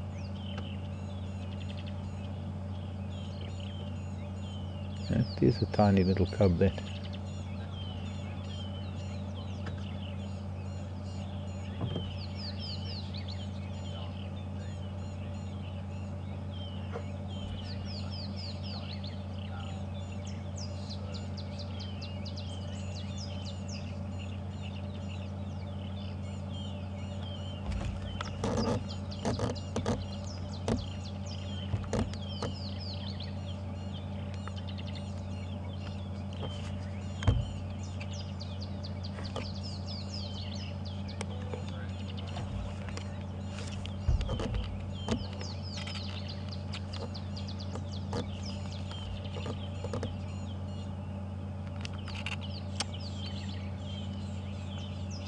Looks like she's about to vocalize. Looks like she's going to, or she is very softly. Just looking at her mouth movements. I'm also thinking that maybe she's the first leopard I ever saw here at Djuma back in 2008. Down at Twin Dams when she was only a 2-year-old, when Karula was busy having her cubs, Induna and Mishu.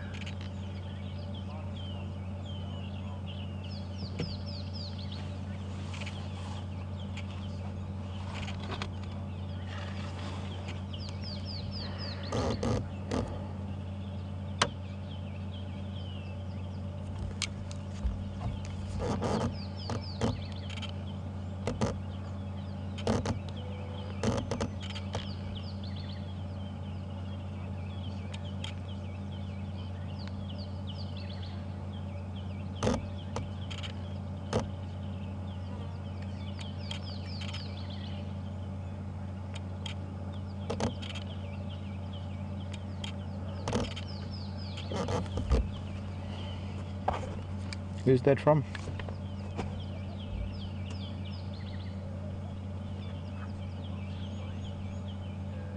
Ah, Richard. Hello, Richard. Wanting to know if when leopards are in a tree, when they're sleeping in a tree, do they lock their limbs or their tail muscles to hold on? No, they don't, Richard. No, they find a very comfortable spot. In fact, we've had the odd occasion where a leopard has actually dozed off while being in a tree and nearly fallen out of the tree. We've had a couple of incidents like that, even on film, on camera, where a cat has dozed off and lost its balance.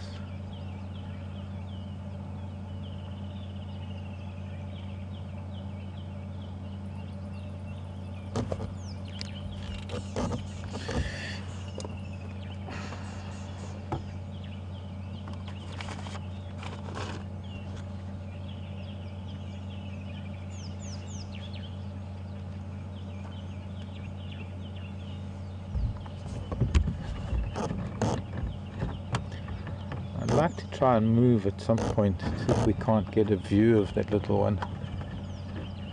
I think she's trying to get a view of the hyena. I think where she is, where she was sitting, she might have had a view, and it's now a little bit obscured, looking for that hyena.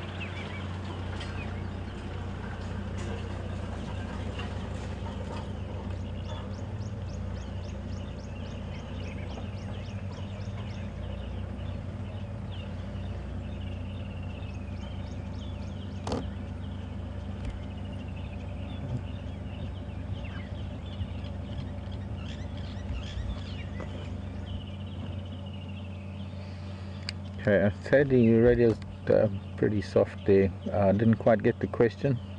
Can you go with it again, please? Will the males help raise the cubs after? Will the males help raise the cubs? Yeah. Do male leopards? Neither. So, and that was who?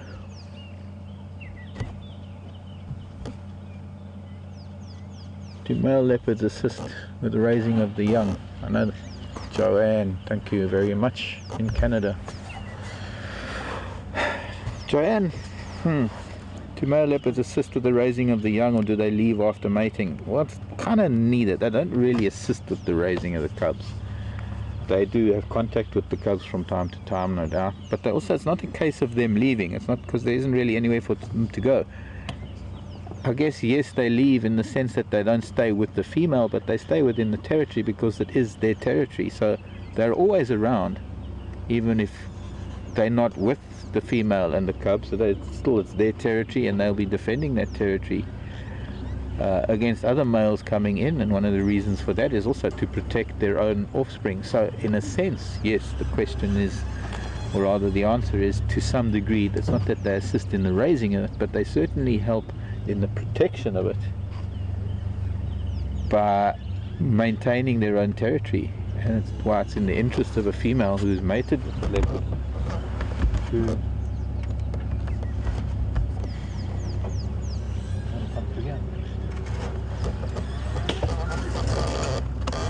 we're going to try and move, see if we can get a view of that cub.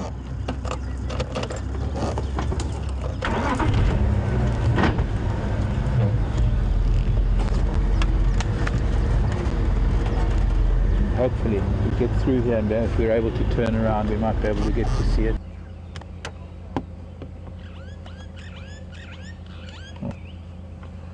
Oh, I got a little view of it. I can see quite a bit of the parlor still left. Some pieces that have fallen down and caught in the tree. Light isn't great because it's very, very bright behind the little one, but fortunately Jason's managed to open it up iris a bit. We can see it. As you can see, not a very comfortable position. It's sitting on and it's going to probably get quite hot. Fortunately for the little one, there's enough food up there to last it. And this is a standoff that can actually last a couple of days even. We're into, I think, this, whoops.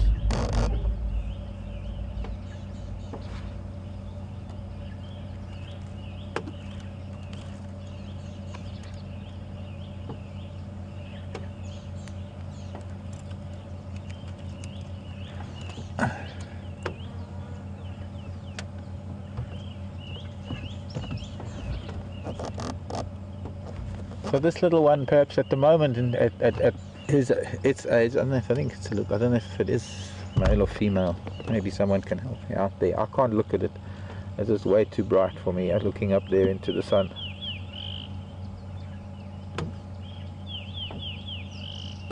But just to give you an idea, size-wise, it's probably about the size of a very large domestic cat, bigger than a domestic cat. Body wise,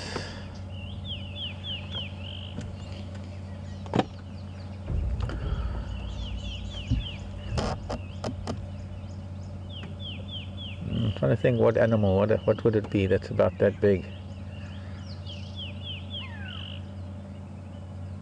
A long Jack Russell. A long Jack Russell, but even then it's a bit smaller. Yeah.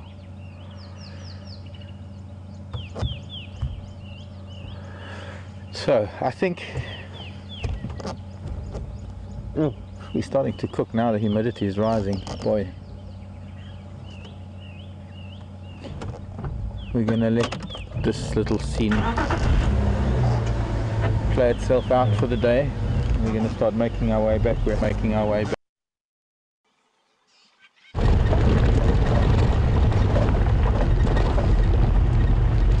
Welcome back.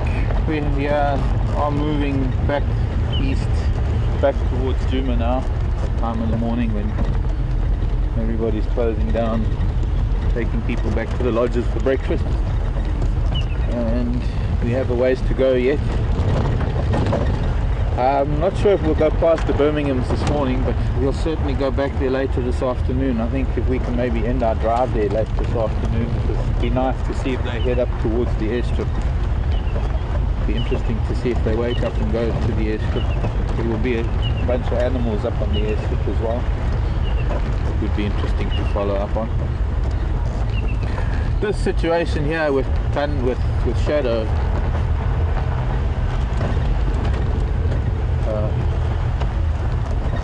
it's going to maybe lose you in this dip.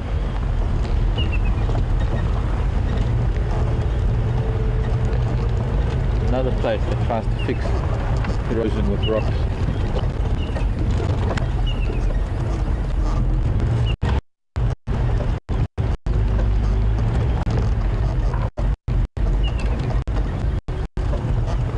So, second more. And what's our best? Our best bet would be back around.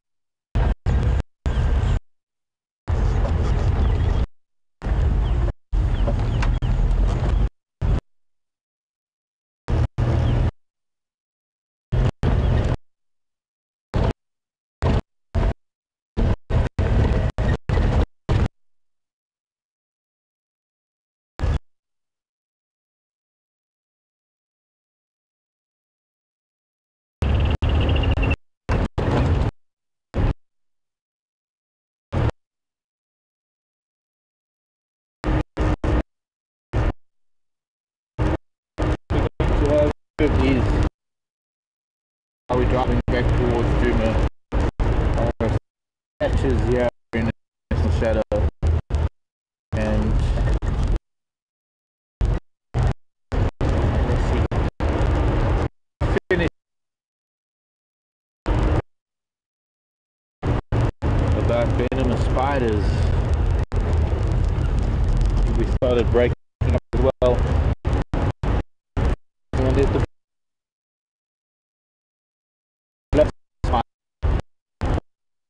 because violent with the team, but they are quite venomous. You were.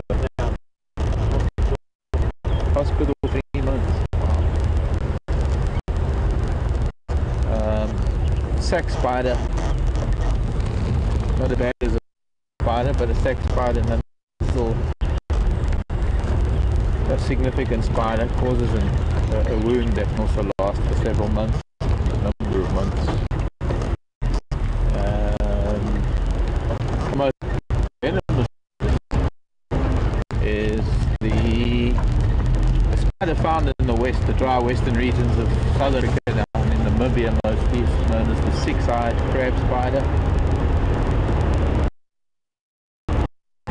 And a cocktail of all different types of venom.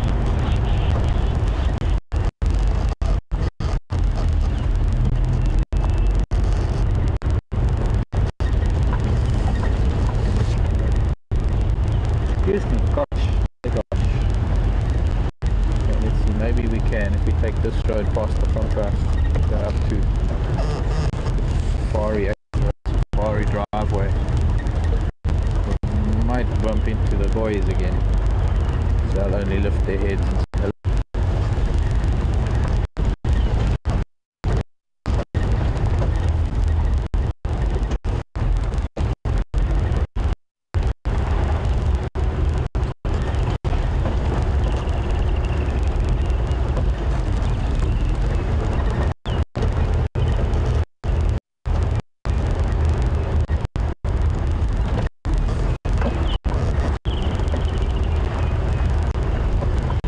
Spiders is that most spiders are physically incapable of biting a human being. Believe them. Most of, in fact, 90%, 99% of your web spinning spiders won't or can't open their jaws wide. Hey, little squirrels. Yeah.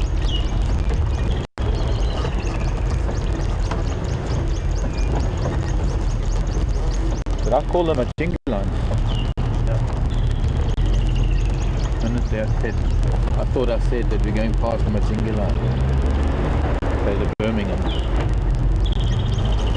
Oh boy.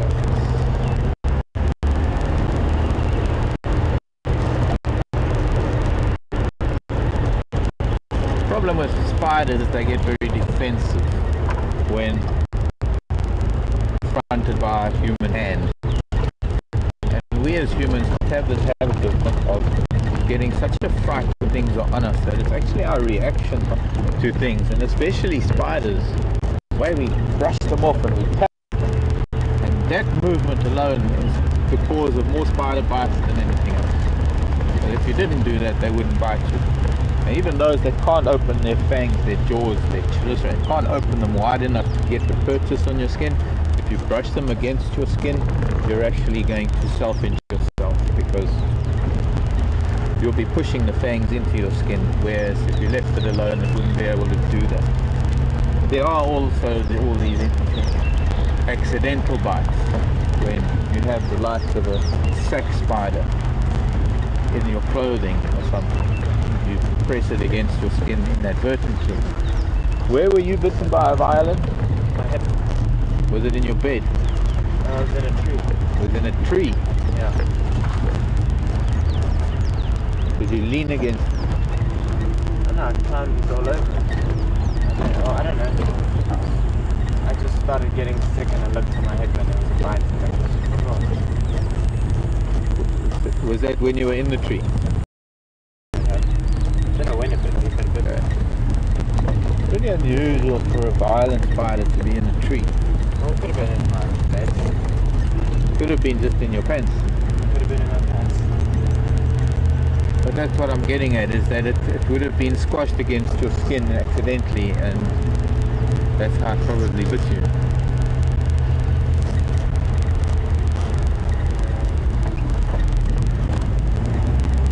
I wonder I do. What I want to also do before we go and see these Birmingham boys, let's just quickly see if our Ellie is still here. Let's say goodbye to him.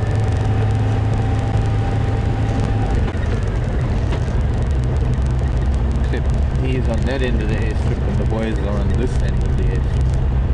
So that's a very long airstrip.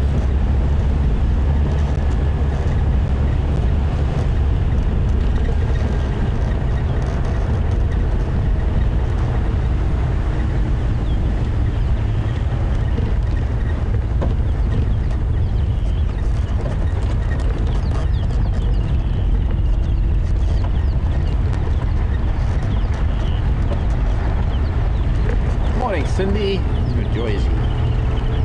Cindy in New Jersey. Whoa! Sorry, I was looking at something moving in the grass. Jason's having a rodeo today. They built such big mutted range here. Cindy wants to know which raptors are nocturnal, which raptors are diurnal, or both. Well, none of the eagles really, Cindy. The main nocturnal raptors are the owls. Oh look, stork's a little bit closer to the road. Maybe we can get a better view of the stork. Certainly not seeing my pachyderm friend. Cindy, there are a number of, there's a pin-tailed wider. Oh, we've seen paradise widers, but there's a pin-tailed wider. Beautiful black and white bird. Try and get a dark green background to it. Just flew, no, just moved branches. Like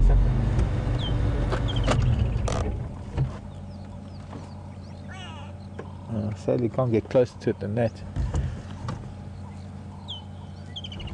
Maybe it'll be on the road when we turn around and come back. The stork's almost on the road, and if the stork is used to people because it comes from Europe, it might let us get close enough to get a really good look. And well, Ellie's not here, sadly. He seems to have vacated. Maybe, oh, set him up there.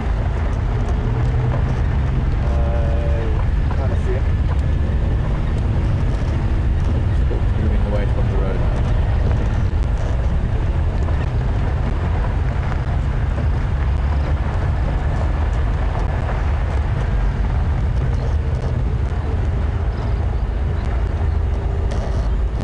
I'm just looking at dark quarry bushes.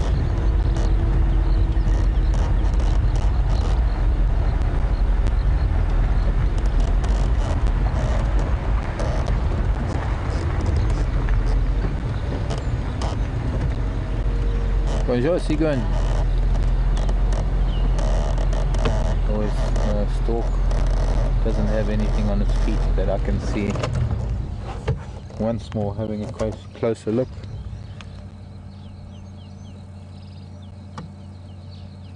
No. I think we can safely say now, being this close, that this is an unknown visitor from Europe.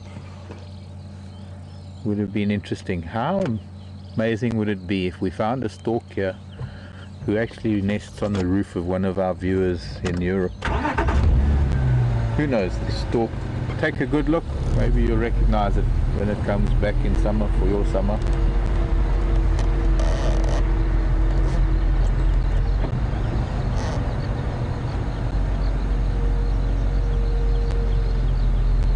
What a pretty bird, looking a bit dirty and scruffy.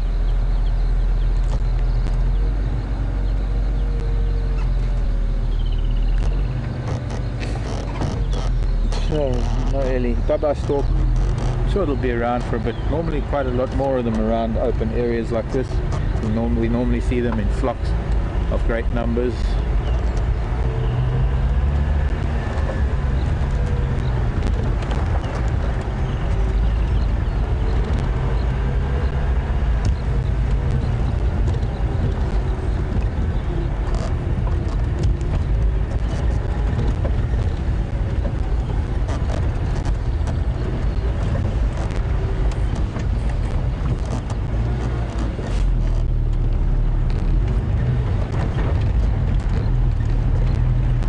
saying that the stork's also found in Poland. Actually, I'm sure that these white storks have spread throughout quite a bit of Europe.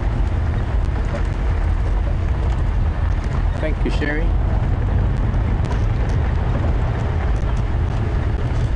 Device stork. So.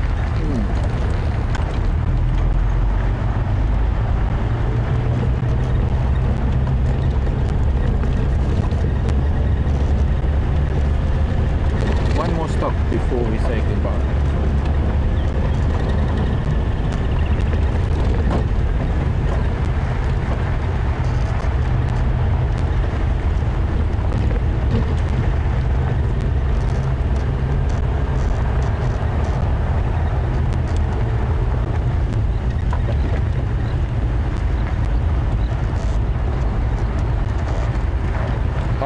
In Arkansas.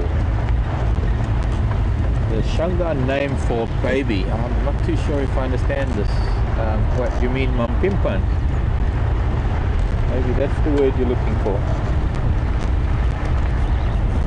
Mampimpan.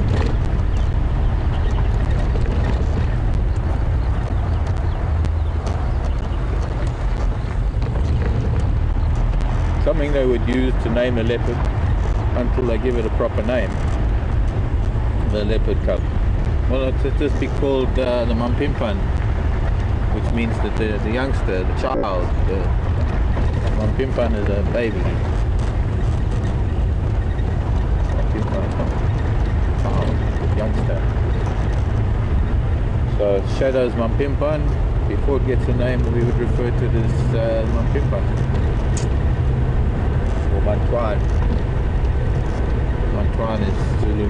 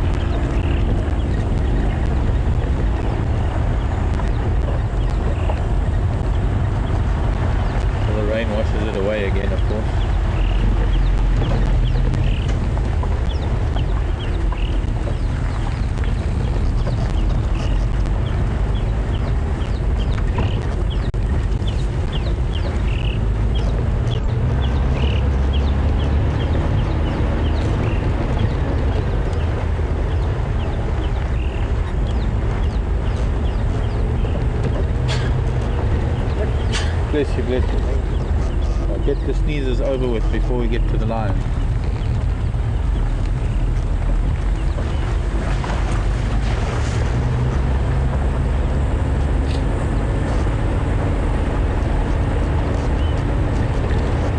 Although in this heat, I'm probably not going to get up much. There I can see a head. 2 heads. Hello boys.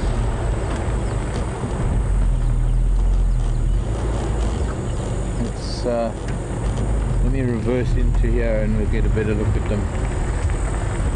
Oh, even here. They're going to actually have to get up and move. They're going to lose their shade shortly. You're going to see through there. Yeah. More. Hello boys.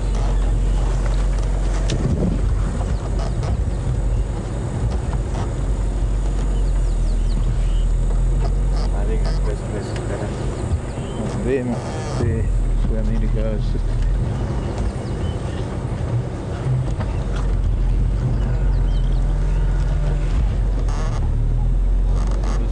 floats on.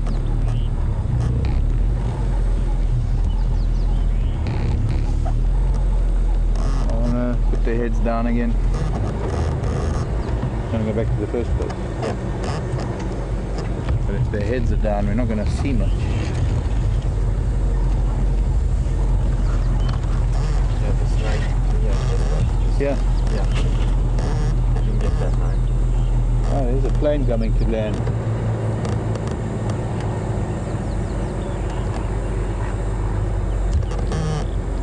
Maybe he was waiting for us to leave.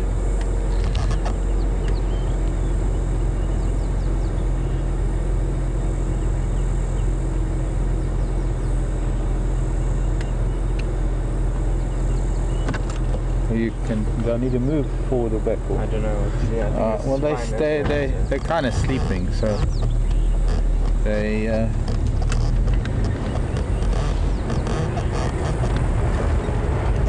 will probably be around for this evening. We'll come back this evening. I don't want to disturb the cats in their sleep anyway.